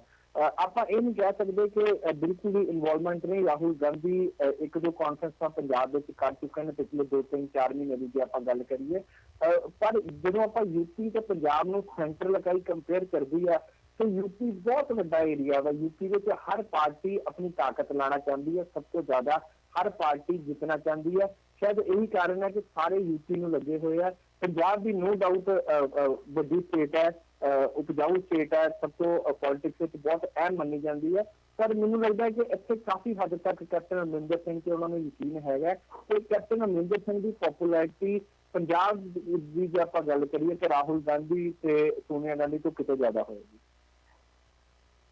ਬਿਲਕੁਲ ਹਰਪ੍ਰੀਤ ਜੀ, ਪਿਛਲੇ 3-4 ਮਹੀਨੇ ਤੋਂ ਬਾਅਦ ਕਮੈਂਟ ਕਰਨਾ ਪਲੀਜ਼। ਅਜੀਤ ਜੀ and CP Singh ji, time ਕੱਟ ਲਿਓ, ਛੇਤੀ ਕਮੈਂਟ ਕਰ ਦਿਓ ਪਲੀਜ਼। ਜੀ ਬਿਲਕੁਲ ਹਰਪ੍ਰੀਤ ਜੀ, ਬਿਲਕੁਲ ਮੈਂ ਇਹ ਕਹਿ ਰਿਹਾ ਸੀ ਕਿ ਪੂਰੇ ਸਿਨੈਰੀਓ ਤੋਂ ਉਨੀ ਚੰਗੀ ਸਥਿਤੀ ਯੂਪੀ ਦੇ ਵਿੱਚ ਕਾਂਗਰਸ ਦੀ ਹੈ ਨਹੀਂ। ਪੰਜਾਬ ਦੀ ਸਥਿਤੀ ਚੰਗੀ ਹੈ। ਲੀਡਰ ਜਿਹੜੇ ਹੈਗੇ ਨੇ ਉਹ ਯੂਪੀ ਦੇ ਕਾਂਗਰਸੀ ਲੀਡਰਾਂ ਨਾਲੋਂ ਕਾਫੀ ਸਟਰੋਂਗ ਨੇ। ਉਹਨਾਂ ਦੀ ਤਕੜੀ ਫੋਲੋਇੰਗ ਹੈ, ਉਹਨਾਂ ਦਾ ਤਕੜਾ ਇਮੇਜ ਹੈਗਾ ਹੈ। ਸੋ ਮੈਨੂੰ ਲੱਗਦਾ ਹੈ ਕਿ ਉੱਥੇ ਦੀ ਸਥਿਤੀ ਨੂੰ ਸੁਧਾਰਨ ਵਾਸਤੇ ਉਹਨਾਂ ਦੀ ਕੇਂਦਰੀ ਲੀਡਰਸ਼ਿਪ ਨੂੰ ਜ਼ਿਆਦਾ ਧਿਆਨ ਦੇਣ ਦੀ ਲੋੜ ਹੈ। ਪੰਜਾਬ ਦੇ ਵਿੱਚ ਜਿਹੜੀ ਲੋਕਲ ਲੀਡਰਸ਼ਿਪ ਆ ਕਾਫੀ ਤਕੜੀ ਹੈ। ਉਹਨਾਂ ਨੂੰ ਉਸ ਵਕਤ ਫਲਿੱਪ ਦੇਣ ਦੀ ਕੋਸ਼ਿਸ਼ ਹੋਏਗੀ ਜਦੋਂ ਚੋਣਾਂ ਦੇ ਨੇੜੇ ਆ ਜਾਣਗੇ। ਅੱਜ ਉਹਨਾਂ ਨੂੰ ਲੱਗਦਾ ਹੈ ਪੰਜਾਬ ਦੀ ਲੀਡਰਸ਼ਿਪ ਸਥਿਤੀ ਸਾਂਭਣ ਦੇ ਯੋਗ ਹੈ। ਪਰ ਯੂਪੀ 'ਚ ਜਿਹੜੀ ਉਹਨਾਂ ਦੀ ਲੋਕਲ ਲੀਡਰਸ਼ਿਪ ਹੈ, ਭਾਵੇਂ ਉਹਨਾਂ ਨੇ ਰਾਜ ਬੱਬਰ ਨੂੰ ਮੁਖੀ ਬਣਾਇਆ ਉੱਥੇ, ਪਰ ਉਹਦੀ ਸਥਿਤੀ ਅੱਜ ਦੇ ਅਮਰਿੰਦਰ ਸਿੰਘ ਵਰਗੀ ਯੂਪੀ ਵਿੱਚ ਨਹੀਂ ਹੈਗੀ। ਉਹਨਾਂ ਨੂੰ ਲੱਗਦਾ ਕਿ ਉੱਥੇ ਸਾਨੂੰ ਆਪਣੀ ਐਫਰਟਸ ਜ਼ਿਆਦਾ ਕਰਨ ਦੀ ਲੋੜ ਹੈ। ਬਿਲਕੁਲ ਹਰਪ੍ਰੀਤ ਜੀ, ਪਿਛਲੇ 3-4 ਮਹੀਨੇ ਦੀਆਂ ਜੋ ਪੋਲੀਟੀਕਲ ਗਤੀਵਿਧੀਆਂ ਤੋਂ ਕਾਂਗਰਸ ਨੇ ਇਹ ਰੁਖ ਲਿਆ, ਉਹ ਕਾਫੀ ਮੀਟਿੰਗਸ ਵੀ ਕੀਤੀਆਂ। ਅੱਜ ਕੱਲ ਬਹੁਤ ਹਰ ਜਗ੍ਹਾ ਦੇ ਵਿੱਚ ਜਾ ਕੇ ਮਨਪ੍ਰੀਤ ਬਾਦਲ ਹੋਣ, ਚਾਹੇ ਉਹ ਰਜਿੰਦਰ ਕੌਰ ਪੱਟਲ ਹੋਣ, ਆਪਣੀ ਇੱਕ ਸਾਖ ਨੂੰ, ਆਪਣੇ ਮਤਭੇਦਾਂ ਨੂੰ ਪਿੱਛੇ ਰੱਖ ਕੇ, ਚਾਹੇ ਉਹਨਾਂ ਦੇ ਵਿੱਚ ਆਪਸ ਦੇ ਵਿੱਚ ਕੰਟਰਡਿਕਸ਼ਨ ਸੀਗੀਆਂ, ਲੇਕਿਨ ਉਹ ਹੁਣ ਉਸ ਚੀਜ਼ ਨੂੰ ਬਿਲਕੁਲ ਵੀ ਧਿਆਨ 'ਚ ਨਹੀਂ ਰੱਖ ਰਹੇ। ਉਹ ਸਿਰਫ ਤੇ ਸਿਰਫ ਪਾਰਟੀ ਦੀ ਕੈਂਪੇਨਿੰਗ ਦੇ ਵਿੱਚ, ਪਾਰਟੀ ਨੂੰ ਗੇਨ ਦਿਵਾਉਣ ਦੇ ਵਿੱਚ ਕਾਫੀ ਯੋਗਦਾਨ ਪਾ ਰਹੇ ਨੇ ਔਰ ਇਸ ਨੂੰ ਮੈਂ ਵਧੀਆ ਸਟੈਪ ਮੰਨੂਗਾ ਔਰ ਆਉਣ ਵਾਲੇ ਟਾਈਮ ਦੇ ਵਿੱਚ ਹੋ ਸਕਦਾ ਕਾਂਗਰਸ ਨੂੰ ਤਾਂ ਗੇਨ ਮਿਲੇ, ਹੋ ਕੀ ਸਕਦਾ, ਮਿਲੇਗਾ ਹੀ ਮਿਲੇਗਾ। ਲੇਕਿਨ ਇਹਦੇ ਵਿੱਚ ਜੇ ਤੁਸੀਂ ਦਿੱਲੀ ਦੀ ਲੀਡਰਸ਼ਿਪ ਦੀ ਗੱਲ ਕਰੋ ਕਿ ਉਹਦੇ ਇਹਨਾਂ ਦੇ ਵਿੱਚ ਆ ਕੇ ਸ਼ਮੂਲੀਅਤ ਕਿਉਂ ਨਹੀਂ ਕਰ ਰਹੀ, ਤੁਹਾਡੀ ਗੱਲ ਬਿਲਕੁਲ ਸਹੀ ਹੈ। ਉਹਨਾਂ ਨੂੰ ਇਹੀ ਲੱਗ ਰਿਹਾ ਹੈ ਕਿ ਇਹ ਬਹੁਤ ਵਧੀਆ ਤਰੀਕੇ ਨਾਲ ਇਹਨੂੰ ਸੰਭਾਲ ਰਹੇ ਨੇ, ਹਰ ਇੱਕ ਨੇਤਾ ਆਪਣੇ ਲੈਵਲ ਤੇ ਮਿਹਨਤ ਕਰ ਰਿਹਾ ਹੈ ਔਰ ਇਕਜੁੱਟ ਹੋ ਕੇ ਉਹ ਤੁਰ ਰਹੇ ਨੇ ਔਰ ਹਰ ਗੱਲ ਜਿਹੜੀ ਉਹ ਮੀਟਿੰਗ ਹੁੰਦੀ ਹੈ ਕੈਪਟਨ ਸਾਹਿਬ ਦੀ ਪ੍ਰਧਾਨਗੀ ਦੇ ਵਿੱਚ। ਸੋ ਕਿਤੇ ਨਾ ਕਿਤੇ ਇਸ ਪੂਰੇ ਸਿਨੈਰੀਓ ਤੋਂ ਕਾਂਗਰਸ ਨੇ ਸਬਕ ਲੈ ਲਿਆ ਔਰ ਇਸ ਤੋਂ ਉੱਪਰ ਹੋਣ ਕੇ ਉਹਨਾਂ ਦਾ ਜਿਹੜਾ ਗ੍ਰਾਫ ਵੀ ਹੈ ਜਿਹੜਾ ਉਹ ਅਪਵਰਡ ਨੂੰ ਜਾ ਰਿਹਾ ਜੀ। ਕੈਪਟਨ ਅਮਰਿੰਦਰ ਸਿੰਘ ਜੀ ਦੀ ਗੱਲ ਕਰੀਏ, ਈਵਨ ਕਿ ਕੈਪਟਨ ਅਮਰਿੰਦਰ ਸਿੰਘ ਨੂੰ ਇਹ ਵੀ ਪਤਾ ਕਿ ਜਦੋਂ ਟਿਕਟਾਂ ਦੀ ਵੰਡ ਹੋਈ ਉਦੋਂ ਕਾਂਗਰਸ